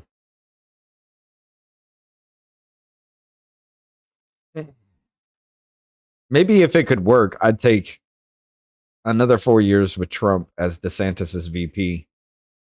So DeSantis could maybe get his feet wet and see what it is and see how it is before he takes his shot, But then again, if DeSantis leaves Florida, what happens Who's when the going next to take over Florida? Yeah, what happens to Florida after that? Because a lot of people, even Democratic people, are going to Florida because of what DeSantis has done for them, And it's not because they're trying to change the state or trying to flip the colors and everything like that. Well, they eventually will, because they'll make that state another California. They keep on. But it's nothing like that. Yeah. It's just the fact that he lets you be an American citizen. He's not forcing his hand into that state. So, I don't know. So, you brought that up, though. And I find that's a great point. Why would you step down from being governor to be president? Except for in our day and age where we live on precedent instead of the letter of the law. The president doesn't really have that much power. Unless you're Biden. Go back to, well, and we'll get into that on that next topic, but you have vastly more power as a governor than you do as president, because the president only has specific powers. The main thing about the president is that we've started to look at the president as a world leader instead of, we've started hero worshiping and having to have our guy and have him do the things that, Congress can't get done. That's not the point. Right. So where if you're looking at the states being free and independent, they're supposed to be their own sovereign nations. You have less control on those levels when you're president. And that's kind of part of it. Yeah. But then again, Joe Biden here has proved that you could just do whatever you want at a stroke of a pen. All right. Well, it was Obama. Obama had a pen and a phone, right? Yep, that's what he said. I have a pen and a phone, and I will use them. Yeah. So if you want to move on to the next one, we'll talk about executive orders and specifically that executive order. Okay. But yeah, I just looked it up here. Now, it was Biden who said, that any president that uses executive orders is just a tyrant. Well, it turns out in his first 100 days, he signed more executive orders than President Trump did. A lot of that was reversing a lot of what Trump did. And it's caused a fair fuck ton of problems. Let's just be honest. But it says in 2021, Joseph R. Biden Jr. published 77 executive orders. Just in 2021, in his first year, he signed 77 executive orders. You want to talk about tyrannical? Yeah. I mean, Jesus Christ. And that's not including 2022. One of those executive orders for this year that he signed is Executive Order 14067, ensuring responsible development of digital assets. Now, you want to tell people a little bit about this before we get into it here? So I can. I again, just like you, I haven't read the whole thing, but it has to do with digital currency and the rise in its popularity. And it's just the federal government wanting their fingers in it. Right. If they can't tax it, which obviously they're going to try their hardest because it's an untapped market, but people are also looking at it as, well, it's the push towards a digital currency for America, and that doesn't sound good on any stretch, because in the digital age, if your currency is digital instead of physical, all you have to go in and do is change a bunch of ones and zeros, and all of a sudden you have nothing. Yep. And they've shown with the trucker convoy in Canada, they can track that. They can shut it down with just a push of a button. Yeah, so all these electric vehicles and an electric currency it just has to look like it's a push for being in control of your entire life. Mm-hmm.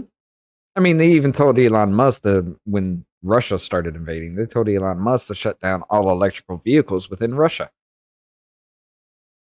Of course, Musk said no to that, but I mean, the fact that he has the capability to do that situation, Yeah. It's social credit score. What happens when it gets too low in a country where they have full control, except for you walking on foot? So if you look at what's happened with regulation in just this country alone, so we've got the Second Amendment, right? Right. Keep and bear arms. It's pretty flat. But what did they do? You have to get an FFL to sell. Mm-hmm. And then you have to follow the directions to be able to keep that FFL. So what is the business owner going to do? Everything. To stay in good standing with the state, they are going to do what they're told, because they don't want to lose their business. And to a certain extent, I understand that. Right. But if you have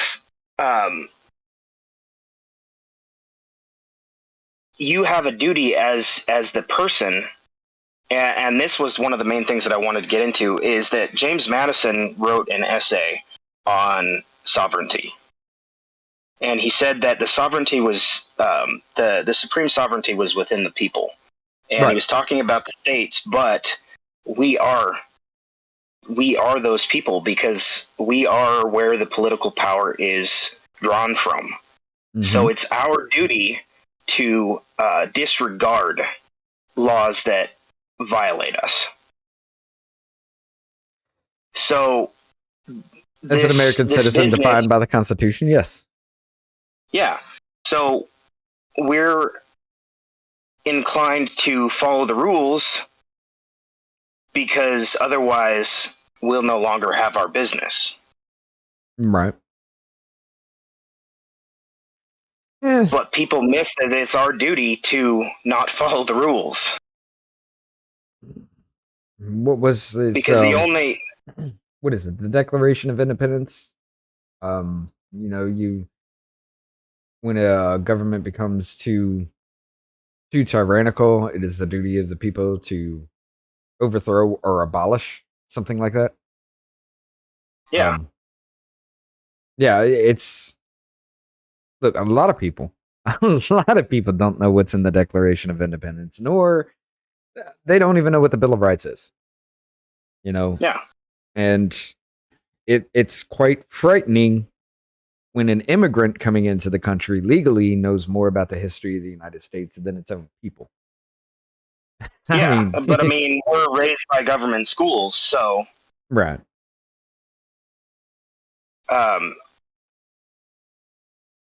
There's a point that I was going to make. You brought up something just then. The Bill of Rights, not a big fan. There were good points as to putting it in. Those three men that I spoke about earlier, that refused to sign the Constitution, they were a big reason for why the Bill of Rights was put in. And AbelGarcia in particular was a kind of a force to be reckoned with. He actually did sign the Declaration of Independence, but then refused to sign the Constitution. And again, it was because he felt it afforded too much power to the federal government. One of the big things for him was religious freedom. Right. So there's a there's a point that has to be made that we have been led to believe that the only rights that we have are the ones that are within the Bill of Rights, even though one of the amendments in the Bill of Rights says that no enumeration of rights within the Constitution is meant to disparage or deny the other ones held by the people. Right. When it comes down to it, we have all of the rights, and when the state starts to tell us what our rights are and when we can use them, then we don't really have rights. We just have permissions. Fair point. Fair point with that. But I don't. A lot of the things within that just kind of contradict itself anyway. What is the I think not the 14th, the one that talks about taxes. 16th amendment. Yeah. You know that even that amendment in of itself contradicts other things within the Constitution of the United States anyway. We're not supposed to have a standing army as far as that is concerned. The federalization of that being, you know, FBI, CIA, NSA, things like that, that's not supposed to happen either. There's a lot that we just don't adhere to anymore. And I'm going to be honest, I think we should go back to, but you said you're not a big fan of the Bill of Rights. What do you mean by that? I don't think it's necessary. The one thing that we don't want to have happen is for government to tell us what our rights are. And I feel like the Bill of Rights is doing just that. Not that that was necessarily the intent, but that's what it's been used for. And to a certain extent, people have gone that far. And I have had so many people use that excuse that, well, it's not in the Bill of Rights, so it's not a right. But the thing is, our main rights are life, liberty, and property. And the pursuit of happiness. Well, sure, but the original that was actually changed at some point. I Right. can't give the actual time, but those life, liberty, and property, those are our individual base rights. Everything else stems from that. Right. So if you have you have a property in your right and a right in your property. You have a right to your life. So that suggests that nobody else can tell you what you can do with your life. So if you want to practice a specific religion, somebody else telling you that you can't is interfering with your right to life. Right. The right to property suggests that you have a full right to your property and nobody else can tell you how what you may do with your property. So we have licensing, we have registration on many of our forms of property. We have to even register our guns. Mm-hmm. Yet when I go out on a public road that I help pay for, I'm supposed to give up my papers as soon as a government official asks, which is a violation of the Fourth Amendment. Without a crime. There has to be no crime. Because you have gotten a driver's license, it's implied consent that you will just give up when you're asked. I can understand that. I can understand the thinking about that. And illegal search and seizures do happen a lot on traffic stops. You know, all they have to do is just say something like, well, I smell marijuana, and then all of a sudden you're in trouble. You know, they've got probable cause, even if you've never smoked a day in your life. You know, you don't even know what it looks like or smells like or anything. That's probable cause to them. You know, and that's a step too far with something like that. So, I mean, I can understand. I believe the term, though, is mere suspicion now. Yeah. Yeah. So it doesn't have to be probable cause. No. It's not like there's a bag of weed sitting in your damn driver or your passenger seat. Now they have probable cause, you know. It's just on, like you said, mere suspicion. So I get what you're saying with that. I can understand that, and I'll agree with that. You have a valid point with that. But let's get back into this little executive order here because, like I said, I read about a third of it, and it was kind of worrisome.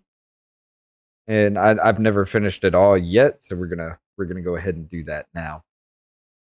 This comes from March 9th of 2022. By the authority vested in me as President of the Constitution and the laws of the United States of America, I hereby order as follows. Section 1. Policy. Advances in digital and distributed ledger technology for financial services have led to the dramatic growth in markets of digital assets, with profound implications for the protection of consumers, investors, and businesses, including data privacy and security, financial stability, and systemic risk, crime, national security, the ability to exercise human rights, financial inclusion and equity, and energy demand and climate change. God, okay. It's always added, isn't it? Let me ask you a question. Does it take more energy to keep track of digital currency than it does to open a register and count out dollar bills? Not even close. So how does that help energy demand and climate change? So ask any IT guy that deals with large server rooms what their power cost is. Oh, it's insane. I worked for Dell. Okay, it is insane.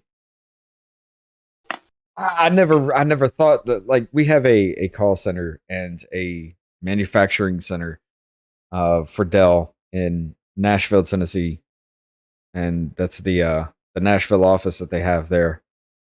And the data farm that they have within that building, I mean, it's almost a single floor.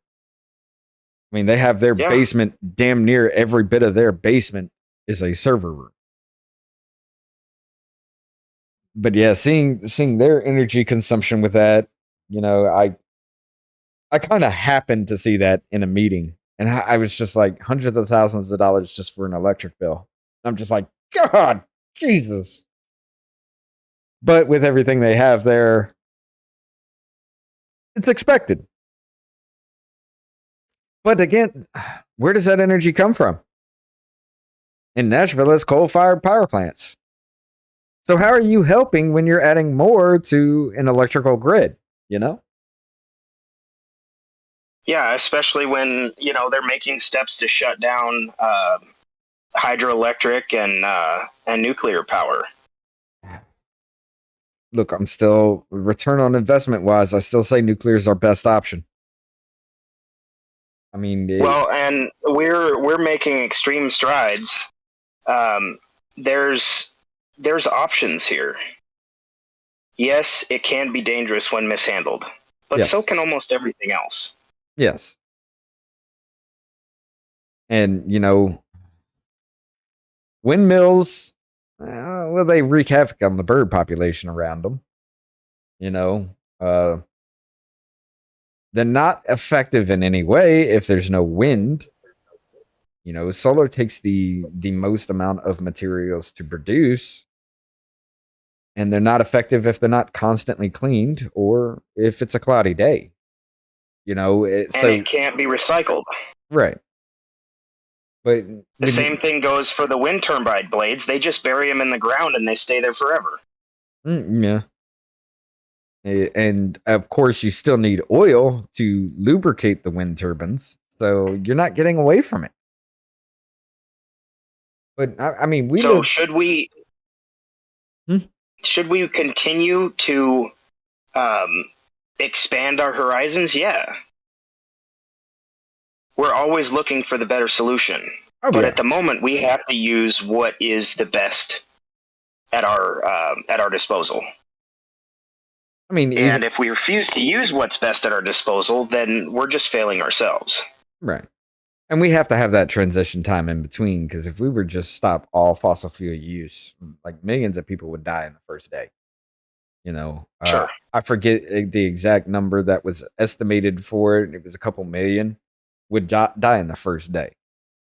So you have to have some kind of a good amount of time to transition over, or it's pretty much the collapse of society and the fall of mankind all over again. We return ourselves back to medieval age, you know. But yeah, I don't see already how this is going to help anything. But yeah, let's continue a bit here. Says the November 2021 non-state issued digital assets research and combined market capitalization of 3 trillion, up from approximately 14 billion in early November 2016. Monetary authorities globally are also exploring and in some cases introducing central bank digital currencies. Central banks, I don't like that idea. While many activities involving digital assets are within the scope of existing domestic laws and regulations, an area where the United States has been a global leader, growing development and adoption of digital assets and related innovations, as well as inconsistent controls to defend against certain key risks, necessitate an evolution and alignment of the United States government's approach to digital assets. The United States has an interest in responsible financial innovation, expanding access to safe and affordable financial services, and reducing the cost of domestic and cross border funds, transfers, and payments, including through the continued modernization of public payment systems. We must take strong steps to reduce the risk that digital assets could pose to consumer investors and business protections, financial stability, and financial system integrity, combating and preventing crime and illicit finance, national security. The ability to exercise human rights, financial inclusion and equity, and climate change and pollution. A lot of word fucking salad other than to say, hey, we need to take control of everything, and we're going to do it financially. So here's some food for thought. This is specifically an authority which the executive branch is supposed to be in control of, and by that I mean the maintaining and executing the laws of the United States. Right. One of which is providing a currency. However, that currency is supposed to be in gold and silver. So it's still a failure. Yeah. It also, since they're continuously worried about national security, and they've continuously failed at protecting digitally held assets, all it takes is one hacker or one set of hackers to completely destroy the power of our money if it's digital. Yeah, well, and even the government at the stroke of a pen could crash it. Or at the stroke of a key, I'm sorry. Yeah. So, I mean, this did happen during the Revolutionary War with paper currency. There was a very heavy attempt by British saboteurs to create artificial bills, and it almost ruined our attempt at freedom. But when you make it available to be affected through the internet, it'd be so much easier. Yeah. And I myself am not, an experienced coder, but this kind of stuff happens all the time to the people who are, supposed to have the highest security. So we're just gonna let that go? I think that's a terrible idea. I agree. I do agree, and what is it? China kind of proves that point too. But then again, they're more paper currency than anything. But with the central banks and everything like that, China had the same thing. They literally stopped access of the people themselves to get their own money because China said, "No, we have the right to take it, and we're going to do so." So having a centralized banking system is horrible because you really want that to be in the hands of the government, who's now saying you're a domestic terrorist just simply because you exist. Yeah, exactly. I don't like that idea altogether with that. I mean, when you can control everything in my life, no, absolutely not. And it seems like that's how we're actually getting to be now. But let's go on to the objectives part of this, because this is going to be another little bit of word salad here. The principal policy objectives of the United States will, with respect to digital assets, are as follows. A. We must protect consumers, investors, and businesses in the United States. The unique and varied features of digital assets can pose significant financial risks to consumers, investors, and businesses if appropriate protections are not in place. How?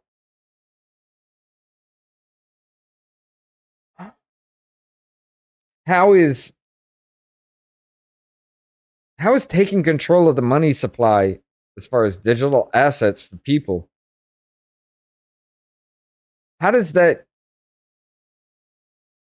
put us at risk? Of course, there are going to be scammers and things like that, yes, but I mean, that exists here today anyway. So how is that going to put us at risk in any way?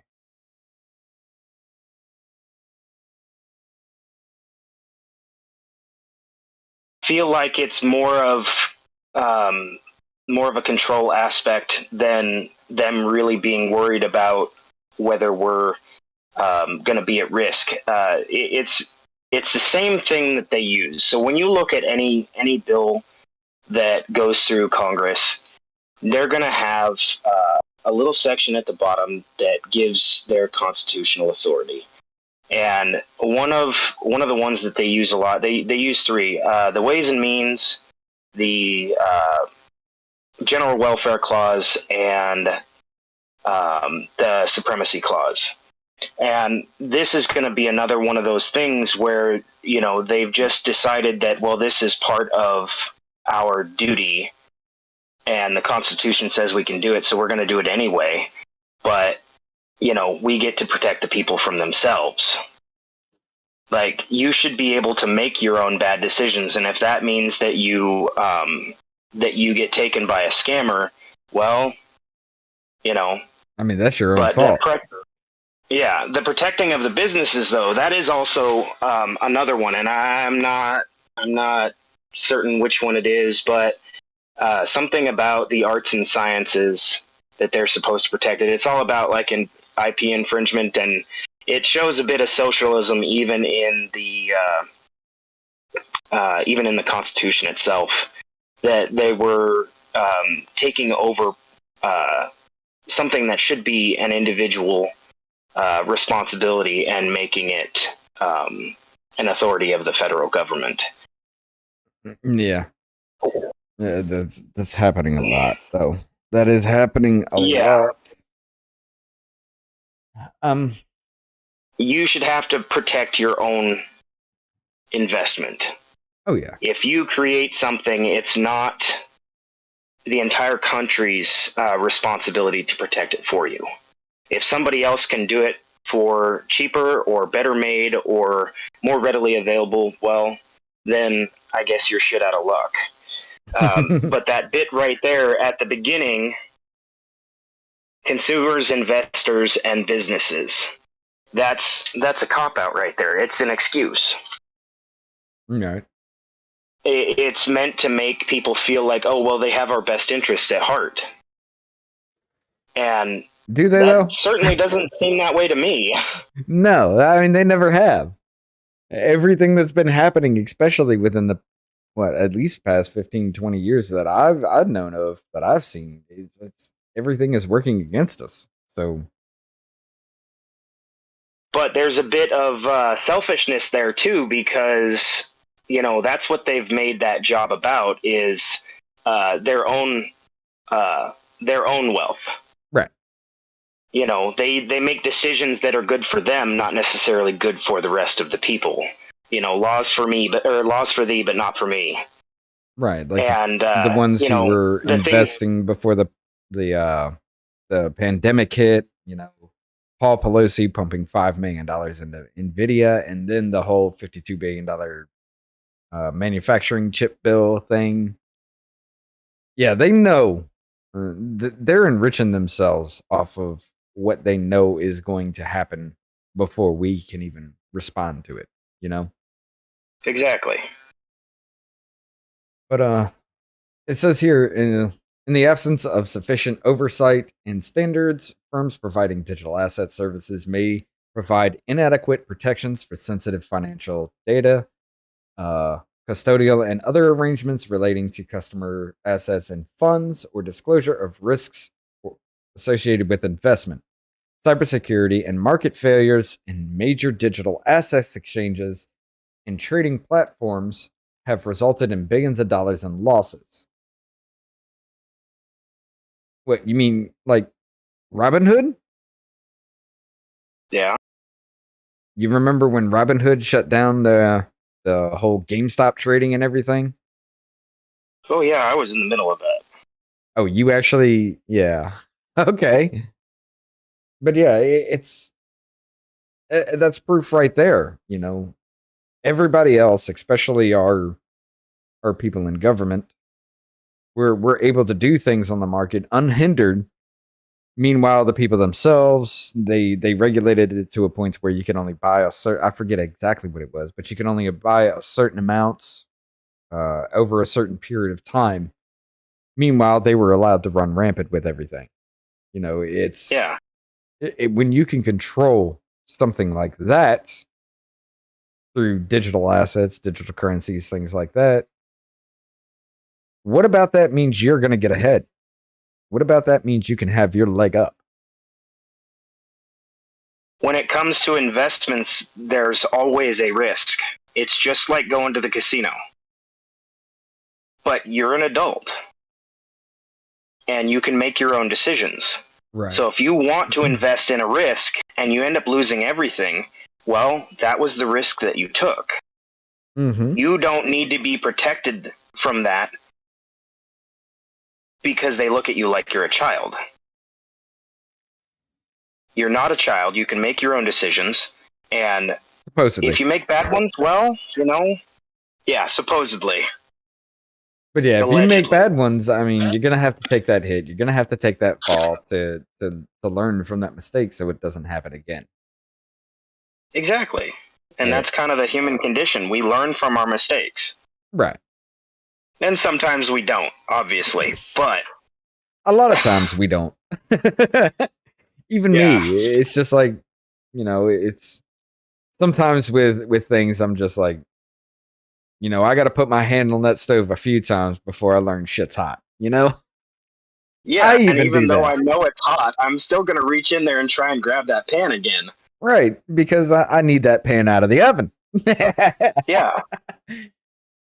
Never mind the fact that I can get a coaster or one of those little oven mitts things. Never mind that I can get that. Nah, it's just going to take a few seconds, so let's just burn ourselves for no damn reason.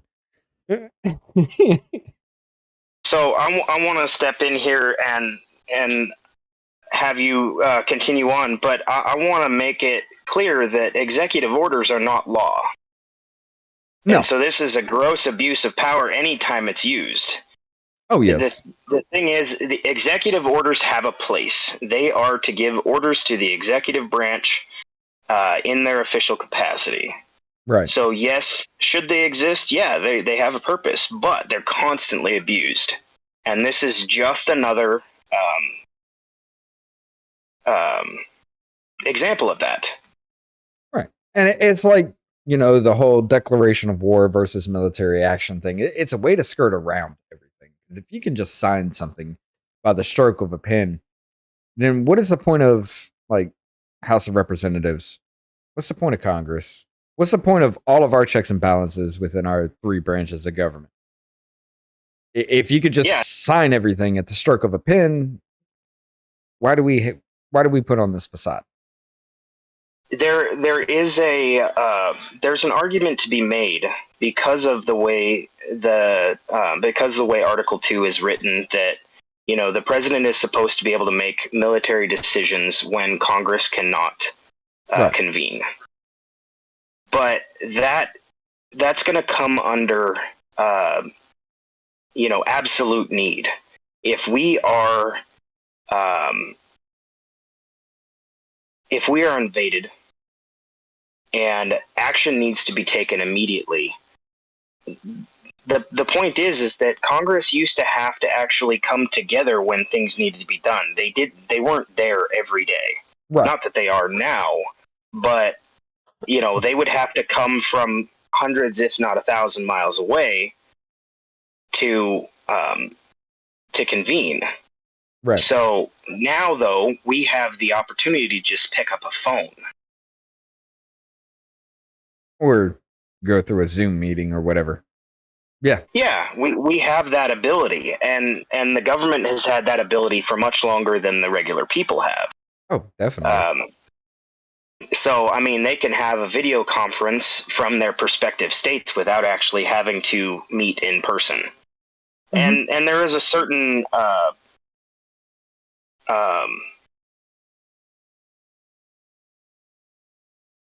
like security aspect of that in this day and age, you can make yourself look like somebody else on video.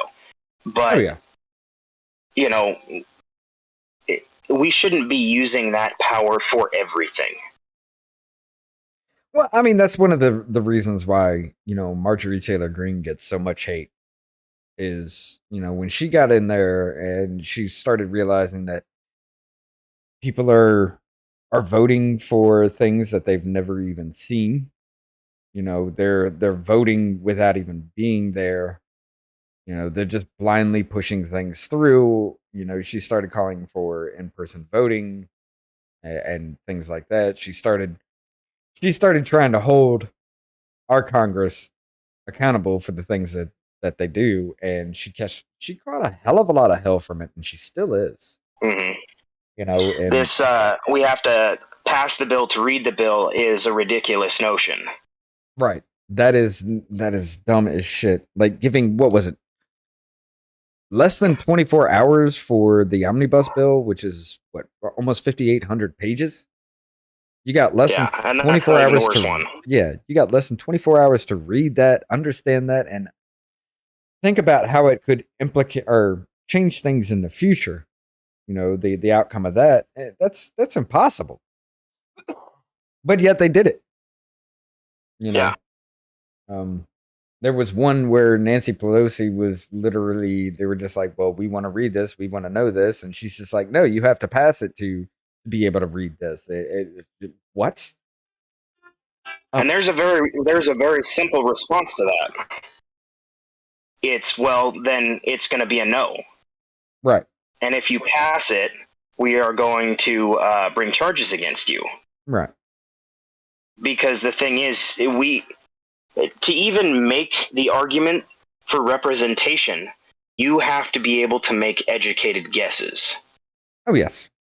Which means you have to be educated about the topic and know what the hell you're talking about. Yeah. And you can't just pass something and hope that it's going to be okay. You have to be able to educate yourself on it and then make that informed decision.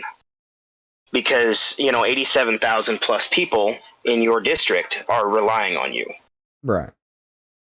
And then there's also that case of, stuffing a bill with hundreds of different things. And, the one party says, well, I don't like this. Can we remove that? Nope, it's got to stay. We're voting on it now. Okay, well, I vote no because of that reason. And now everybody gets to point the fingers at the other party saying, look, they don't care because they voted all this good shit down because of this one little bad thing that was hidden. Let's not talk about the bad thing that was hidden. We're just going to say, I'm going to bring up the NDAA for exactly that reason. They constantly put writers into the NDAA, and Right. then when you say, well, if you're not going to let me read it, then I'm not going to pass it, and then they're like, well, you're un-American because the troops won't get paid. You know, Right. the federal employees won't get paid. And I'm just like, well, that's too bad, isn't it? Right. You got to stop adding different things into these things. Each and every single thing. One thing, one bill. Yes, your workload would increase tremendously, but you turn 5,800 pages into 5,800 different topics, one page. You know, it's easier done. Yeah. I'm not saying that's how it would actually be kind of situation, but I mean, you get the point behind it. And you have to have the actual authority to be able to discuss those topics in the first place. And Yes. then we talk about who said it. I don't remember exactly who said it, but it was on the topic of there being so many laws. I think it was James Madison. There being so many laws that the common man can't know them all. Right. And then they tell us that ignorance of the law is no excuse. Well, how is it not an excuse when you make so many laws that there's no possible way for even somebody who does it for a living can't know them all? I guarantee you that any one person in Congress can't know them all. Right. And yet they continue to pass them. Mm-hmm. And a lot of them contradict with other laws that are already there. So what happens with those contradicting laws? Which one are you going to uphold? You know? Exactly. Because it's easier to pass a law than it is to retract one for some reason. Ugh, stupidity. But this all boils down to the same thing. Oh yeah, is not having the power to do the things that they're doing, but they're doing them anything. They're doing them anyway. Yeah, because the average citizen doesn't understand, or doesn't even care to understand. You know, it's come to a point now where it's just like, whatever government, you do your thing. We'll deal with the aftermath afterwards instead of heading it off from the very beginning. Yeah, and Thomas Jefferson said that rightful liberty is the unobstructed action within the bounds drawn around us by the equal rights of others. I do not add within the letter of the law, or within the bounds of... Again, this is going to have to be paraphrased. Within the letter of the law, because the law is often but the tyrant's will. Right. So, again, we go to, where does the sovereignty lie? If the sovereignty lies in the people, then it doesn't matter about the laws that they pass, because we just ignore the ones that violate us. The end of that quote was, and always so when it violates the rights of the individual. Right. But we kind of refuse to do that. And the failing of the conservative is, well, just follow the law. But how do you follow the law when you can't even know it? Exactly. And we have congressmen that are passing laws that they are not even reading. Mm-hmm. And more than likely, so obviously we do see on the news these, these bastions of justice. They are actually reading them, and they are trying to fight against them. So I don't want to paint all of them with a broad brush, but even the good ones do bad things. Oh yeah, definitely. So the point is that if you are going to pass the laws without reading them because they sound good to you or because they include things that you want, but you're giving up to get them passed, things that would, violate the rest of us, then you're also part of the problem. Oh, and then you're expecting that your constituents also follow those laws without even being able to know them, when you don't know them in the first place. Right. And then you hang somebody for not following the laws that they don't even know are there. So, yeah. But, or they put you on a list that you can't get off of through due process. There's a lot we can get into that one with. But let's continue a little bit here. It says, the United States shall should ensure the safeguards are in place and promote the responsible development of digital assets to protect consumers, investors, and businesses. Uh, Maintain privacy and shield against arbitrary, unlawful surveillance, which can contribute to human rights abuses. When you say unlawful, arbitrary surveillances, you already know too much. That And they're sounds like already the worst offenders. Yeah. I mean, they're probably listening right now. Yeah, you know. Sure. It says under the B section, we must protect the United States and global financial stability and mitigate systemic risk. Some digital asset trading platforms and service providers. Sorry, I just got shit in my lungs and I can't get it out. Some digital asset trading platforms and service providers have grown rapidly in size and complexity and may not be subject or in compliance with appropriate regulations or supervision. In other words, it's going to be a cash grab, gimme situation. And that whole bit about global financial stability, that's none of our business. No, financial stability should only be here at home. Yeah. We shouldn't worry about other countries and their economic booms or collapses as long as, well, can't really say that because our economy relies on the entire world now.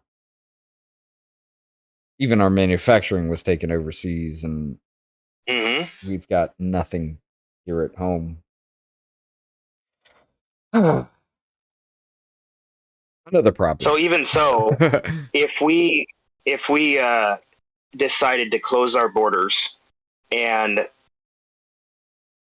deal with our own selves for 5 to 10 years, yeah, a lot of bad shit would happen, but we would be stronger in the end. Yeah, because we would have to rely on ourselves more. Yeah, and we would have to rebuild our industry, and there are so many people in this country who would want to do that. But we have companies that cut their teeth on Americans are now moved to a global market and no longer care about their base. Oh, yeah. Who created them? I mean, Coke, McDonald's, all of them really. They've moved to a global market, and to be honest, I can't blame them for that. No. Because they had this untapped potential, and now they're gaining through the entire world. Yeah. But they've kind of forgotten us in their rush for greed. I think the issue really comes down to these corporations that are in multiple countries all over the world. They have to comply with that law. It's easier just to blanket comply with, I guess, your own set of laws that you come up with to a certain extent than it is to, okay, well, this country says I can do this, but I can't do that here. Instead of you would have to have a team out for every single country, right? And that just doesn't make any sense. So I give a little bit of leeway for that. But then if we move to that second section, where was that? Which one are you talking about? We're in. I think it was section B. Yeah, there you go. You were saying it was a cash grab, and that's what we have to worry about when we allow them that kind of power, because they've already shown that they're not being respectable in the jobs that they already do. Right. So if we give them this power, then we're just expecting them, after their bad behavior to now be on good behavior. And I just don't see that happening. Oh, no. I just expect it to get worse. I mean, when you allow somebody to do something for so long and then say, hey, we're taking that ability away, yeah, it's just going to make the situation even worse every time. They are not going to reduce their power. And In no way. They're just going to give themselves more because they're giving themselves the ability to do it at the beginning and then expanding on that ability. Let's see. The financial stability is appropriate subject. Okay, yeah, here we go. Digital asset issuers, exchanges, and trading platforms and intermediaries whose activities may increase the risk to financial stability should, as appropriate, be subject to and in compliance with regulatory and supervisory standards that govern traditional market infrastructures and financial firms. I was going to say farms. In line with the general principle of same business and same risk, same rules.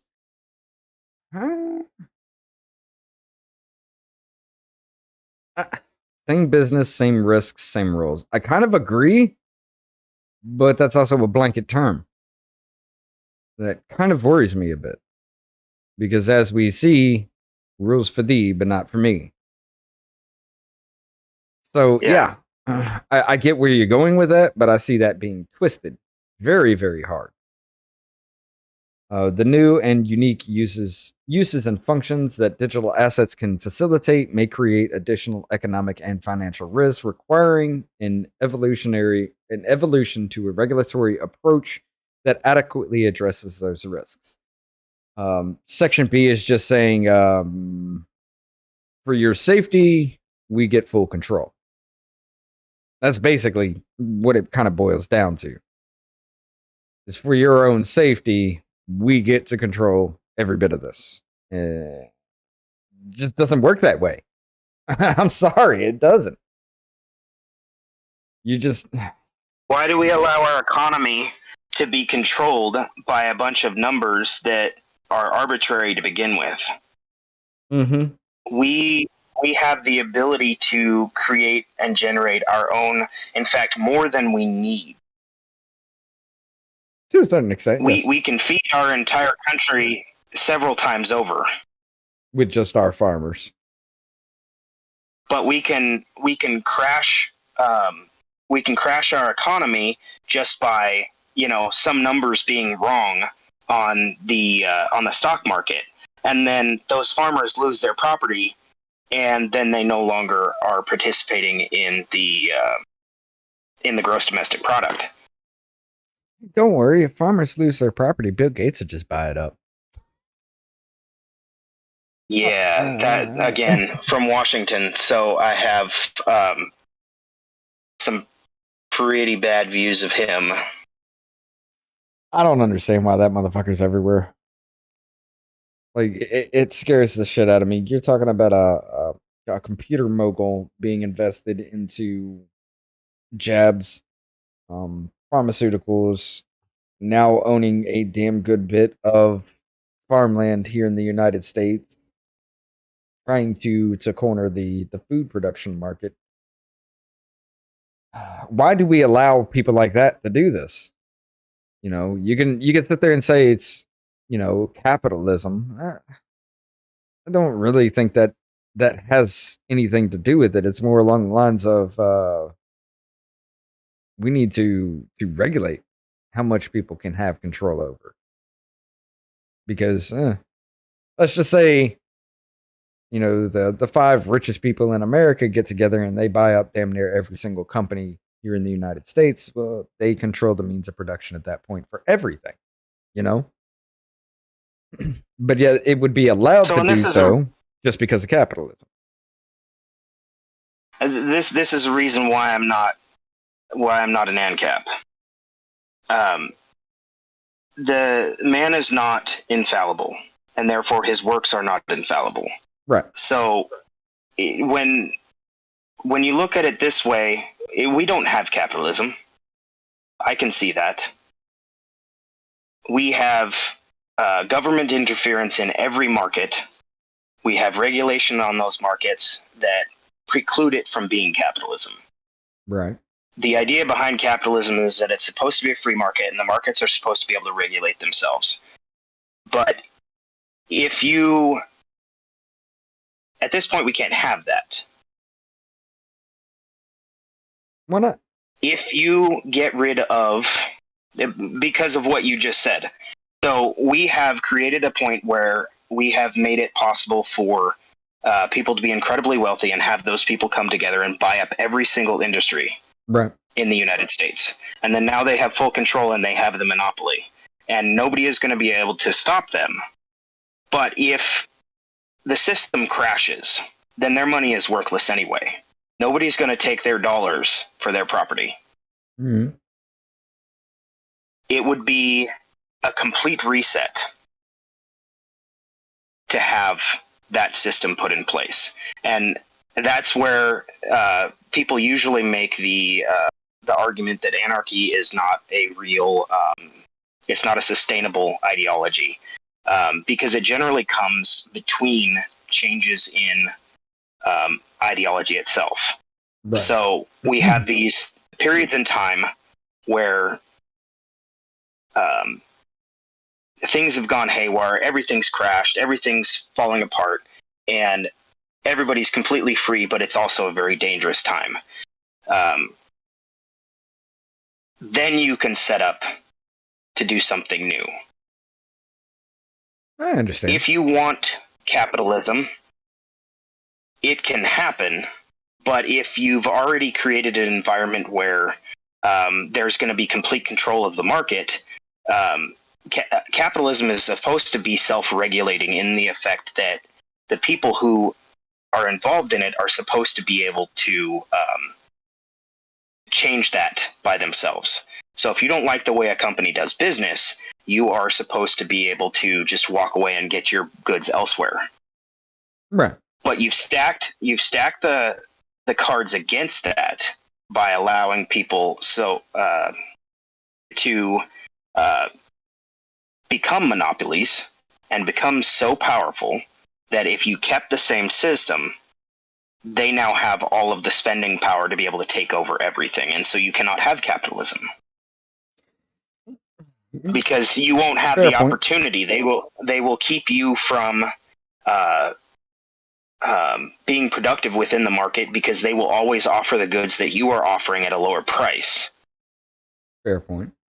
And because you're tying up all the resources, it's going to be more expensive for them to get those resources, in which case their product is always going to be more expensive than what you can provide. Okay. I can understand that with that, yeah. But it also goes back to that I am accepting of what everybody wants to do, right? So I think anybody should be able to trade how they want. You know, it's for you to do what you want to do. If you want to trade in dollar bills, well, I'm cool with that. If you want to trade in garden products, do it. But this is where it goes back to my constitutional roots that, you know, there should be a currency that you can use when you don't have what somebody else needs, but you need what they have. Right. But how much control government should have of that is, you know, they should provide it and not be able to affect it with a bunch of ones and zeros. I completely agree with that. You know, well, okay, the provide part. I mean, look, the only way currency actually exists is the people have faith in it. You know, they believe that that's worth something. I mean, without the belief that our paper money is worth anything, well, it's just a piece of paper. You know? Yeah. You can trade in rocks if everybody believes rocks are valuable. Well, then there you go. Well, I mean, that's gold and silver. Right. So people give it... so if you decide that a digital currency has value, it doesn't matter that it's a fiat. You have already given it value. Yes. Now, there are products, obviously, that have intrinsic value because they have nutritional benefit, and maybe you can trade in those.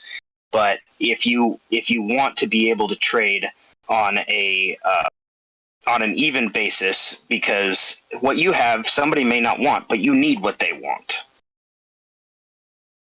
Okay. it doesn't necessarily matter what we have it based on to me. It matters that we have the ability to trade.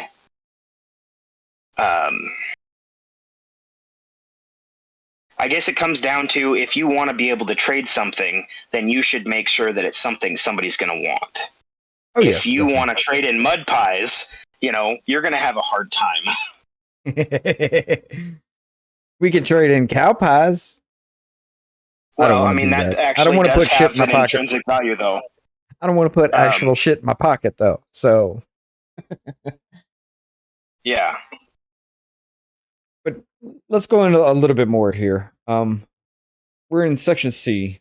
We must mitigate illicit finance and national security risks posed by misuse of digital assets. Digital assets may pose significant illicit finance risk, including money laundering, cybercrime, ransomware, narcotics and human trafficking, and terrorism and proliferation financing. I can understand this.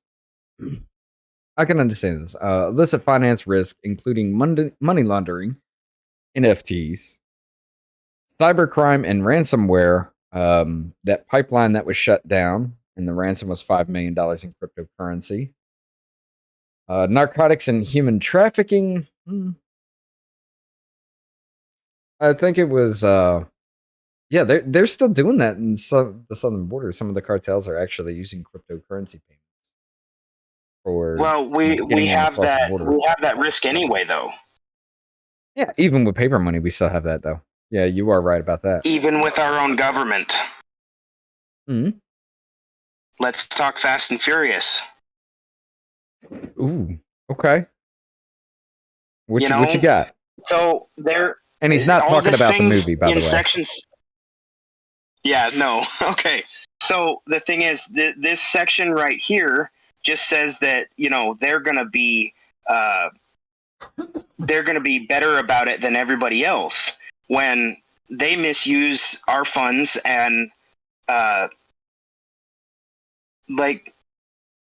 so we created almost every terrorist organization in the world. They were our friends at one time. And yes, American taxpayer dollars went to creating those. We armed them. We armed the Mexican cartels. Hell, we just created another desert storm. Here, yeah. And by that, I'm talking about the pullout of Afghanistan, where we left all that military equipment. We just created another desert storm situation, so we can go back in at a later date, we created their army for them, so we can go back and fight them at a later date. That's exactly what we just did. Their track record in this specific area is not great. Oh, no. And they expect that we're going to believe that they're just going to, be a complete 180 turnaround on that. They'll just be paying, them in digital currency. Mm-hmm. They're still going to be giving them, physical goods too. Yep. But this also makes a great argument as to why we allow them power over our money in the first place, when they don't have a good track record of using it, or really the authority to do so. Yeah. None of the shit that they allow themselves to do is things that they were ever allowed to do, but for some reason we're allowing them to do it. Yeah. But stop with the damn notifications. Goes on. Digital assets may also be used as a tool to circumvent United States foreign financial sanctions regimes and other tools and authorities. Okay. Digital assets may also be used as a tool to circumvent United States and foreign financial sanctions regimes and other tools and authorities. You got a point with that, because it was when Russia invaded, it was just, well, we're trying to cut off all ties to Russia's ability to continue their war efforts. Now we got to go after cryptocurrency, because cryptocurrency is still flooding into, the Russian civilians. Like, why were they attacking the civilians instead of the government, that was a gross overreach right there. So thinking that they can do it to Russia and not do it to us, you would have to be functionally retarded to believe any of that. If they could shut Now, I'm down the glad that you flow used of that. the Russian citizens' money, if they can shut that flow down, they can do it to us in a heartbeat. Yeah. But I kind of feel like we're too stupid to understand that. I think it's a normalcy bias kind of situation. I think it's Sure. because it hasn't happened yet, or not on a grand scale, then it'll never happen here. You know, I think that's more along the But lines of a normalcy bias. we're consistently shown that things that have never happened are continuing to come up. Yeah. And then because they continue to do it, we just accept. Yeah. And by we, I mean as a whole. And this is one of the things that I wanted to bring up, is that when you get people together, they are stupid. A person is smart. In general, a group of people are stupid. Yeah, so there's a bit in Gladiator. The mob is fickle. Right. And we've consistently shown that we don't do very good when we try to make decisions together. We're constantly fighting each other, we constantly make bad decisions, and then we just continually do it over and over again, expecting different results. And, I mean, that's the definition of insanity. Oh, yeah. But, I mean, would you rather have a few select group of people control everything that you do? Because without that's kind of what it boils down to. No, I don't want anybody to be doing it. I want everybody to be individually free, no matter what that means. That's the danger that we take on when we take on self-ownership, is that we make our own decisions, and when they are bad decisions, we have to pay for them. Right. But when we have somebody else when we have other people making those decisions for us, then we have no say in it, and we have to deal with the consequences anyway. You got it. But go ahead. Yeah. No, go ahead. And it goes on further here. While the United States has been a leader in setting international standards for the regulation and supervision of digital assets for anti-money laundering and countering the financing of terrorism, that's our government, though. Poor or non-existent implication of those standards in some jurisdictions abroad can present significant illicit financing risk of the United States and global financial systems. Illicit actors, including perpetrators of ransomware incidents and other cybercrimes, often launder and cash out their illicit proceeds using digital assets service providers in jurisdictions that have not yet effectively implemented the international standards set by the Intergovernmental Financial Action Task Force. You guys and your damn acronyms. The continued availability of service providers, injunction where international AML CFT standards are not effectively implemented, enables financial activity where illicit finance grows. Growth and decentralized financial ecosystems, peer-to-peer payment activity, and other obscured blockchain ledgers without controls to mitigate illicit finance could also present additional market and national security risk in the future. A lot of word salad to be able to say me handing you a $20 bill should be illegal. Yeah. Basically. So agreements are not treaties, and where the Supremacy Clause says that treaties of the United States shall be the supreme law of the land, those treaties cannot violate the Constitution. Right. They have to be under the specific purview within the Constitution for the federal government for them to be the supreme law of the land. And because it is the supreme law of the land, the international laws do not apply to us. and we shouldn't act like, we have to implement those laws in countries where they have not been implemented. That just completely goes against what we're supposed to do. I can see your point with that. Yeah. It's why would we adhere to Sharia law if Sharia law does not govern us? That kind of thing. Yeah, any international law does not apply within the United States. Yes. Then again, the United States should not employ their own laws in any foreign body either. Yeah, that violates the sovereignty of that nation. Mm-hmm. And we constantly do that. Which is, most of us. That's an act of war. Yeah, it is. Okay. I can get behind that thought process with it. Let's see. The United States must ensure appropriate controls and accountability for current and future digital assets systems to promote high standards for transparency, privacy, and security, including through regulatory, governance, and technological measures that counter illicit activities and preserve or enhance the efficacy of our national security tools.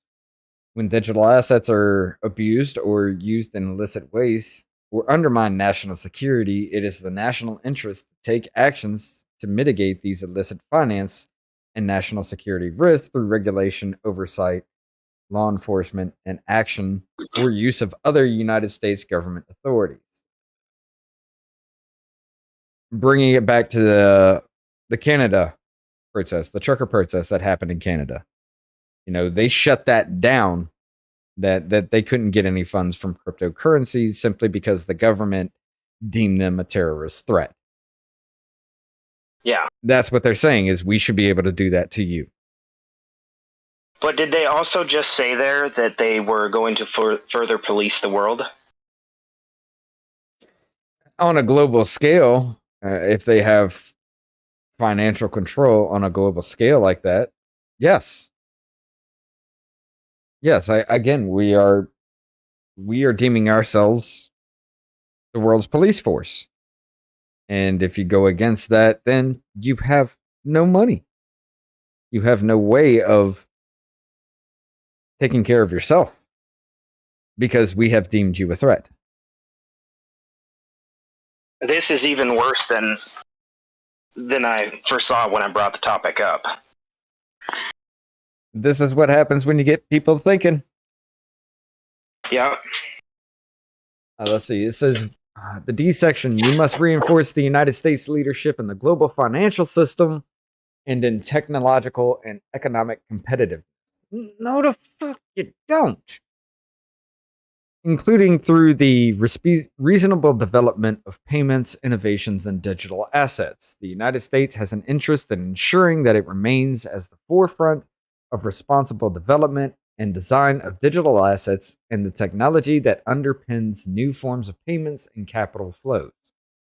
In the international financial system, particularly in setting standards that promote democratic values, the rule of law, privacy, and protection of consumers, investors, and businesses, and interoperability with digital platforms, legacy architecture, and international payment systems.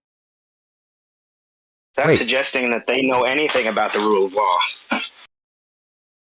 Well, even then, that's also suggesting if you don't adhere to democratic values, we can just cut you off from society. Yeah. So Middle Eastern countries, Islam, things like that. If those governments don't adhere to what we deem necessary, we cut them off. Holy shit. And that just reinforces our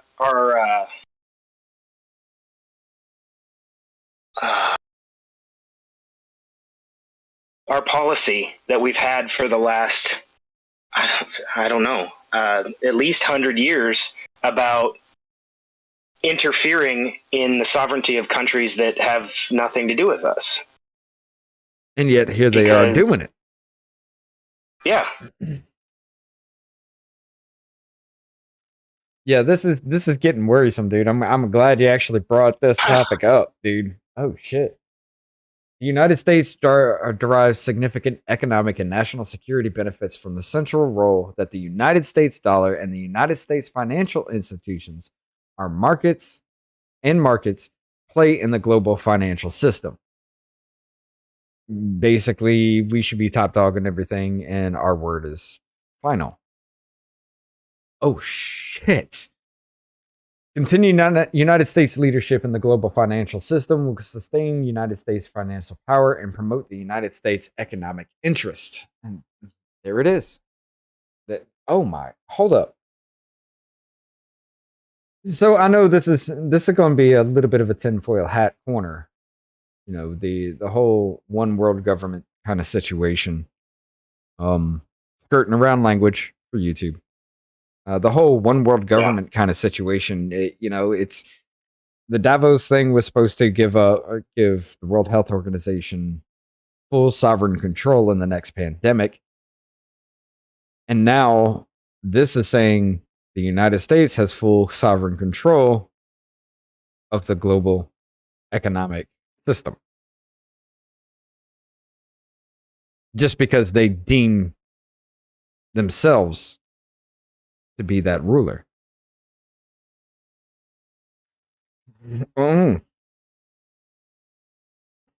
There's another little grain of sand in the heap. Holy shit. Let's see. E section. We must promote access to the safe and affordable financial services. Many Americans are underbanked, and the cost of cross-border money transfers and payments are high. Yes, they are. Let's see. What was it? A coworker of mine, when I worked at Dell, was sending money back to his parents in Guatemala. And every time he would do that, he'd do that once a month. And every time he would do that, he would have to spend like $30, $25-$30 back then just to transfer $200-$300 to him, you know? Yeah. It is expensive, and I get that, but I don't like the centralization of all that. I understand to bring the payment down, the fees and everything for doing that, but not at the cost of this. Yeah, so it does feel like they throw these things in there to make it feel acceptable. Tug on your heartstrings so that we can have absolute control. Yeah, making you feel, just because you want to feel somewhat human to somebody, give us the control to make you feel that way. Oh, fuck. Hold on a second. I gotta grab a drink. Mm-hmm.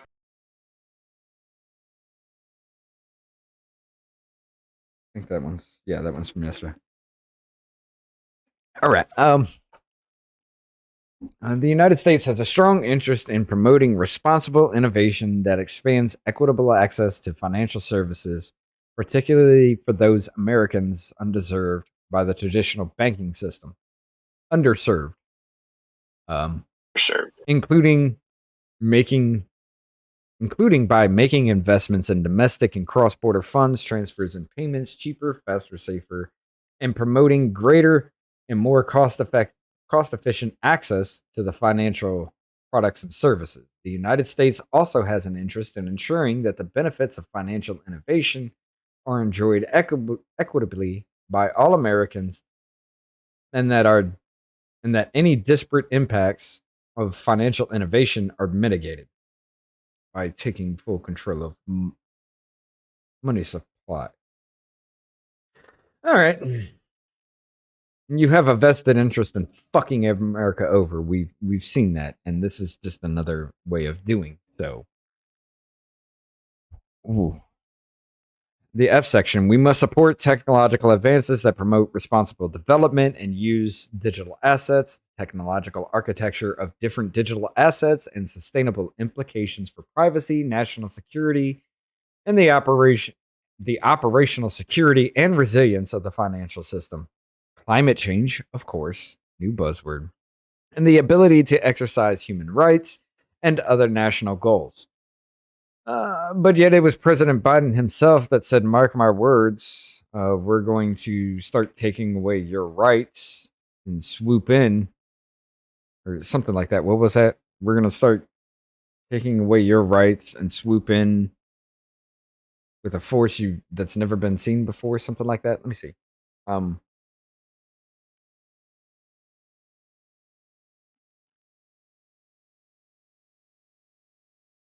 Videos.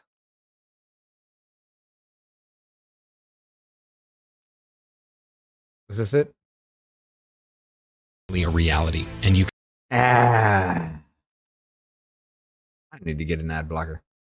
The Second Amendment, from the day it was passed, limited the type of people who could own a gun and what type of weapon you could own.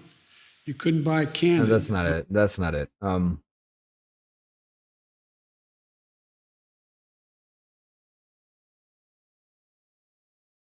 I'll probably find it on YouTube better.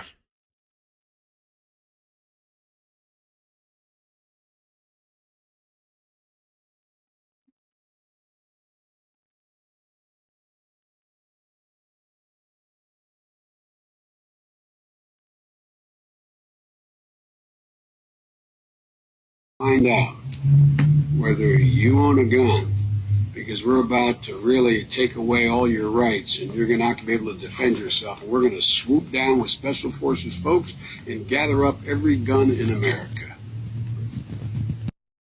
Yeah. Now, he was talking about gun control with that, but if we let him do that, that's concerning, because what else is he going to take away with that kind of shit? And this is what it's getting into. Let's see. Where were we? The ability to exercise. Okay, yeah, here we go. The United States has an interest in ensuring the digital assets, technologies, and digital payments ecosystem are developed, designed, and implemented in a responsible manner that includes privacy and security in their architecture, integrates features and controls that defend against illicit exploitation, and reduces negative climate impacts and environmental pollution as may result from some cryptocurrency mining. Okay, so you want to shut down the ability to create more cryptocurrency because it uses a lot more electricity. So you can do that yourself. The fuck? Yeah, and on the grand scale that they're going to be doing it, it's going to be a whole lot more than your regular average Joe with a 10 machine crypto farm. Right. But at the same time, that person is paying for it. That person is paying for the regulations that we've already put on power. So now apparently we need more regulation, and then they're gonna do it on a massive scale, which is gonna generate a whole lot more usage than what we're already doing now. Yeah. And for that matter, there are a whole lot of people who are doing it off of green energy because they want to. Right. And because it obviously saves them money. But I guarantee you it's not going to be green energy that they're using to do that process. It's going to be the same that we've been using so far. And the only reason that they argue against it is because it keeps them in the good graces of the tree huggers. And I'm not saying that it isn't a valuable thing to protect our climate, but it's just lip service. Yeah.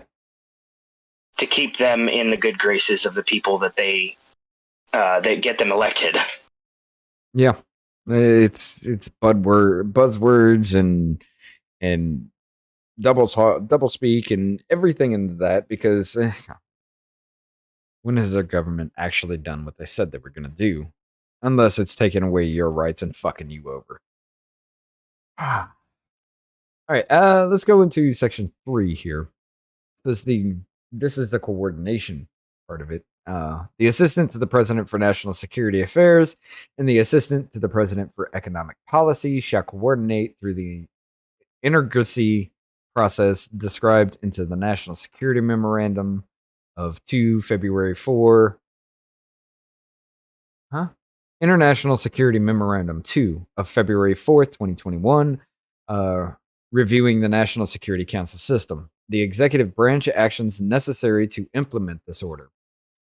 The intergracy process shall include, as appropriate, Secretary of State, the Secretary of Treasury, Secretary of Defense, Attorney General, Secretary of Commerce, Secretary of Labor, Energy, Homeland Security, Administrator for Environmental Protection Agency, the Director of the Office of Management Budget, Director of National Intelligence, Director of Domestic Policy Council, the Chair of the Council of Economic Advisors, Director of Office of Science and Technology Policy, Administrator of the Office of Information and Regulatory Affairs, Director of National Science Foundation, the Administrator of the United States Agency for International Developments, representatives of other executive departments and agencies, and other senior officials may be invited to attend intergracy meetings as appropriate, including, with due respect for the regulatory independence, representatives of the Board of Governors of Federal Reserve System. Well, there it is. Yep. So, we're just going to create a new 3-letter agency that has the director of every system to have full access and control, and our Federal Reserve System to be pretty much implemented globally. I mean, if we're going to a global market with this, that means the Federal Reserve System has full control globally of everything. Especially with a Federal Trade Commission, Exchange Commission, Commodity Futures Trade Commission, Federal.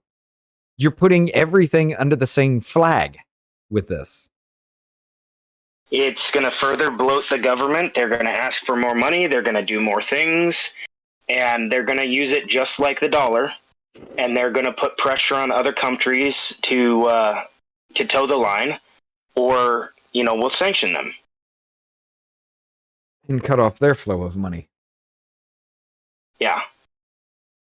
Along with, the values of democracy, it's just more of the same.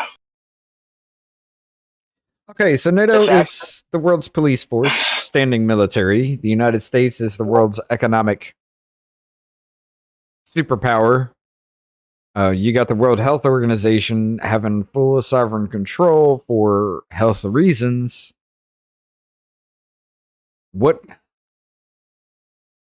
are we going to see come up for things like food and goods? As far as like physical goods, who's going to be in control of that now? You going to give that to another country? Because this is, oh my God. 4 numbers, 1984. On a global scale. Well, 1984 was a global scale. The 3 different countries was a farce. Yeah, that's a good point there. I don't like this. I do not like this. It's terrible. Oh, shit. All right, Section 4, Policy and Actions Related to the United States Central Bank Digital Currencies. The policy of my administration in the United States, CBDC, is as follows. Sovereign money is at the core of a well-functioning financial system. Macroeconomic stabilization policies and economic growth. My administration places the highest words are hard. My administration places the highest urgency on research and development efforts in the potential design and development options of the United States CBDC. These efforts should include assessments of possible benefits and risk of consumer investments in businesses, financial stability, and the systemic risk, payment systems, national security, the ability to exercise human rights, financial inclusion and equity, and the actions required to launch a United States CBDC if doing so is deemed to be in national interest. But you're trying to make this an international thing. So you're saying our central bank should have full discretionary action over everything here and abroad. And because the United States deems it necessary, it must be done on a global scale because we are talking about the global economy. So we're forcing our way onto other people. Yeah. Huh? Yeah. I'm sorry, what'd you say? I said it is in their interest, though, to do exactly that. Because the thing is, heaven forbid somebody else beat him to the punch. Yeah. Because then they'll make rules that they don't like. And they won't be in charge, which they can't have. Which would lead into another war. Yeah. Which, like, we really need that. I mean, Trump's the only president in modern history that has never put us in a new war. He tried to get us out and, tried to clean up messes for other wars that were started before his time, but now we had a couple of years of peace, 4 years with no new wars at all. And as soon as we get into the presidency with Biden, Russia and Ukraine, we're sending billions over there, reducing our oil supply while we beat the war drums with Russia and China. Pissing off China with their whole little Taiwan thing, which I think we should actually stand behind Taiwan and not Ukraine. We had it good for a little bit of time, and I don't even like the bastard. Yeah, and you don't necessarily have to like him. You've already heard how I feel, right? But there were certain things that we seem to both agree on that we're good. And us not, we may not have gotten out of the wars, but we made excellent strides towards ending the confrontations. Oh yeah, definitely. And now we're straight back to towing that line. Mm-hmm. And it wasn't long after, Biden got into office that we stopped buying desert warfare weapons and started buying Pacific warfare weapons.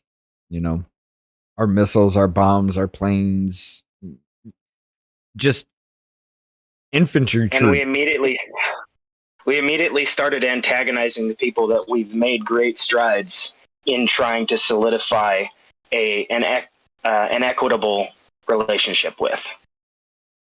Yeah. All because of a potato fucking president. Yes. God. Let's just be honest. He's not running the country, though. He's just the face behind it. And I don't know that isn't how a lot of it has gone.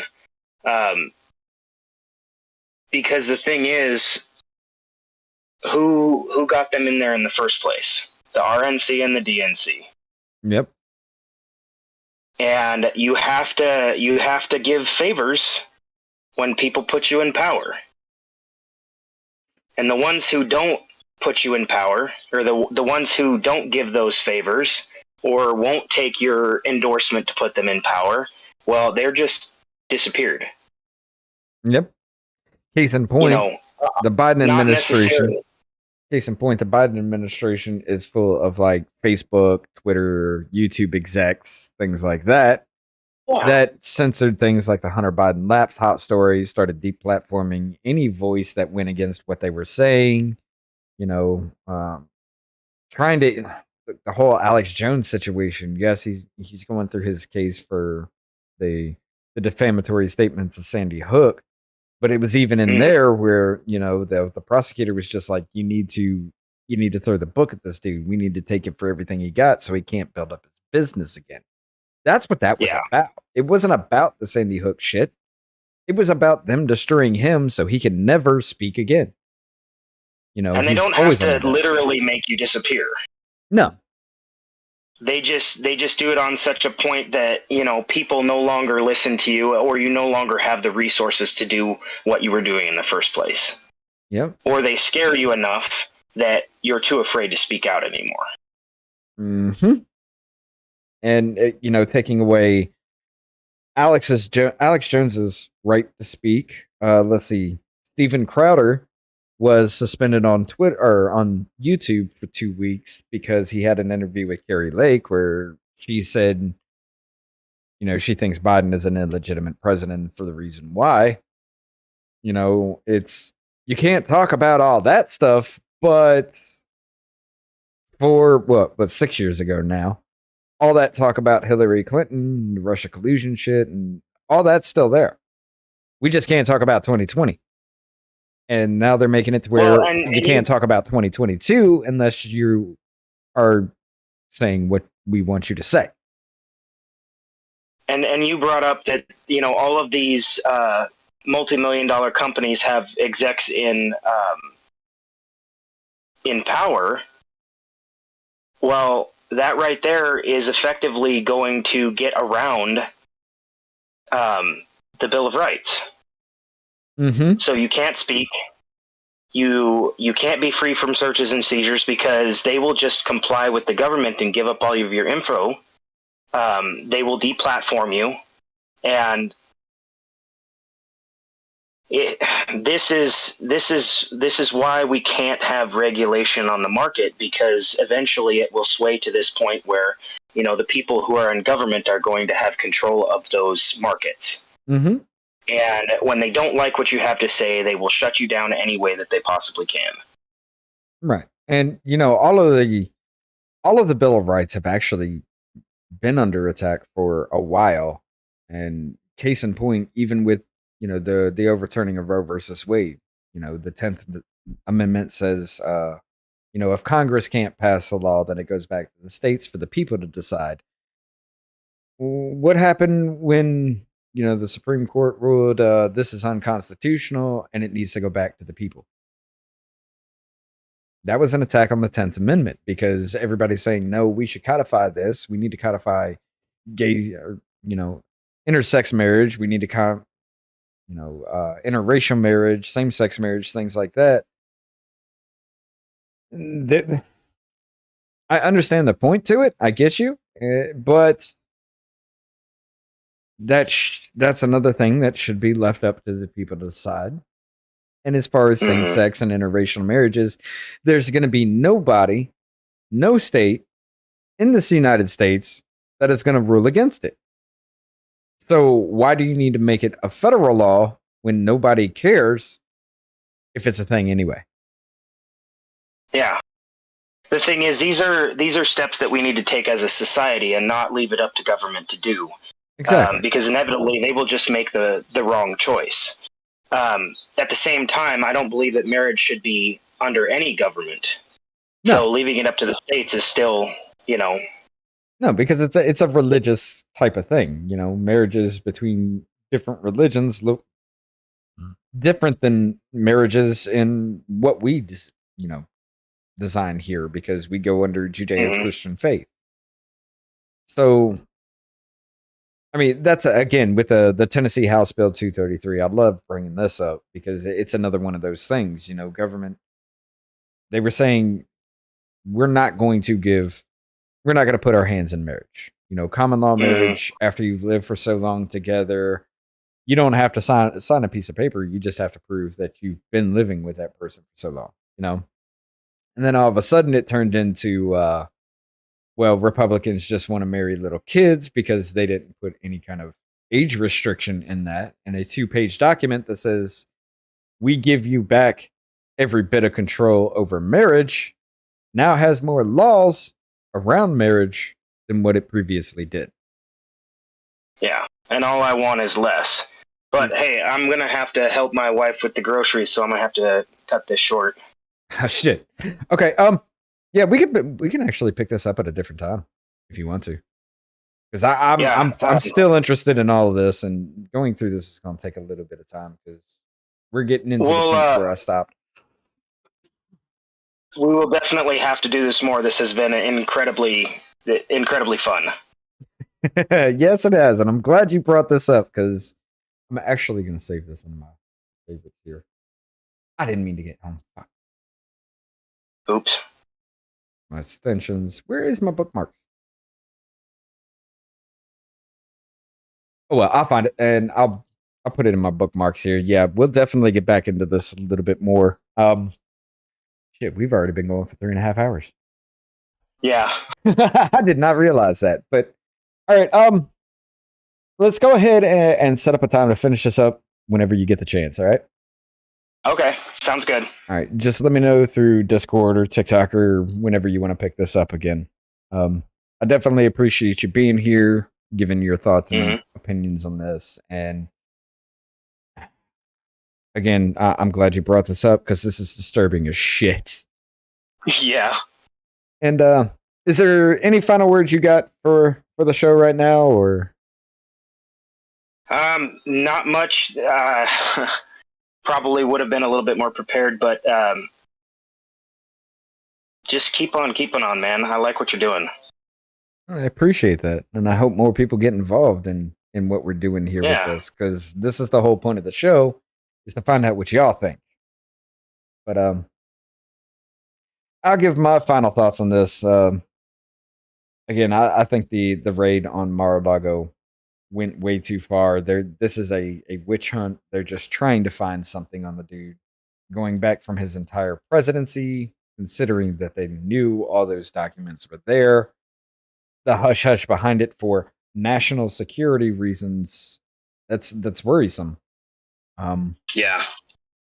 This cryptocurrency situation, this needs to be studied a little more, because this is giving full control of global financial systems to us, to our government, that is inept and pathetic. But all right, where can everybody find you at, Glowy? Just on TikTok at GlowieActual. For the time being, anyway. I will be starting up my own podcast at some point, so there'll be probably YouTube channels, that kind of stuff. But we're actually trying to get a website up and running so that we can put it up there instead of having to worry about whether we're going to get canceled on whatever platform because of the things that we say. So yeah, we actually thought about this too, like me and Abel. Of course, 1776 was involved in that conversation about starting an OnlyFans for conversations that can't be said here. So yeah, that picked up some steam from other people as well, and other people started to get to talk about it. We may have to actually do something like that. But yeah, I will. Shit. There we go. Okay. If you need help starting up the podcast or getting anything situated or any kind of ideas or anything, I'm definitely able to help you out, and I look forward to the venture with that. But I appreciate the hell out of you being here. You go take care of the groceries with your wife, and for everybody out there, make sure you hit that like button, follow along here, share the show with your friends so we can get to talking to you more. Just as always, ladies and gentlemen, you do have a voice, and it's important. Please, sit down. Let's talk. Take it easy, everybody, and you have a good day.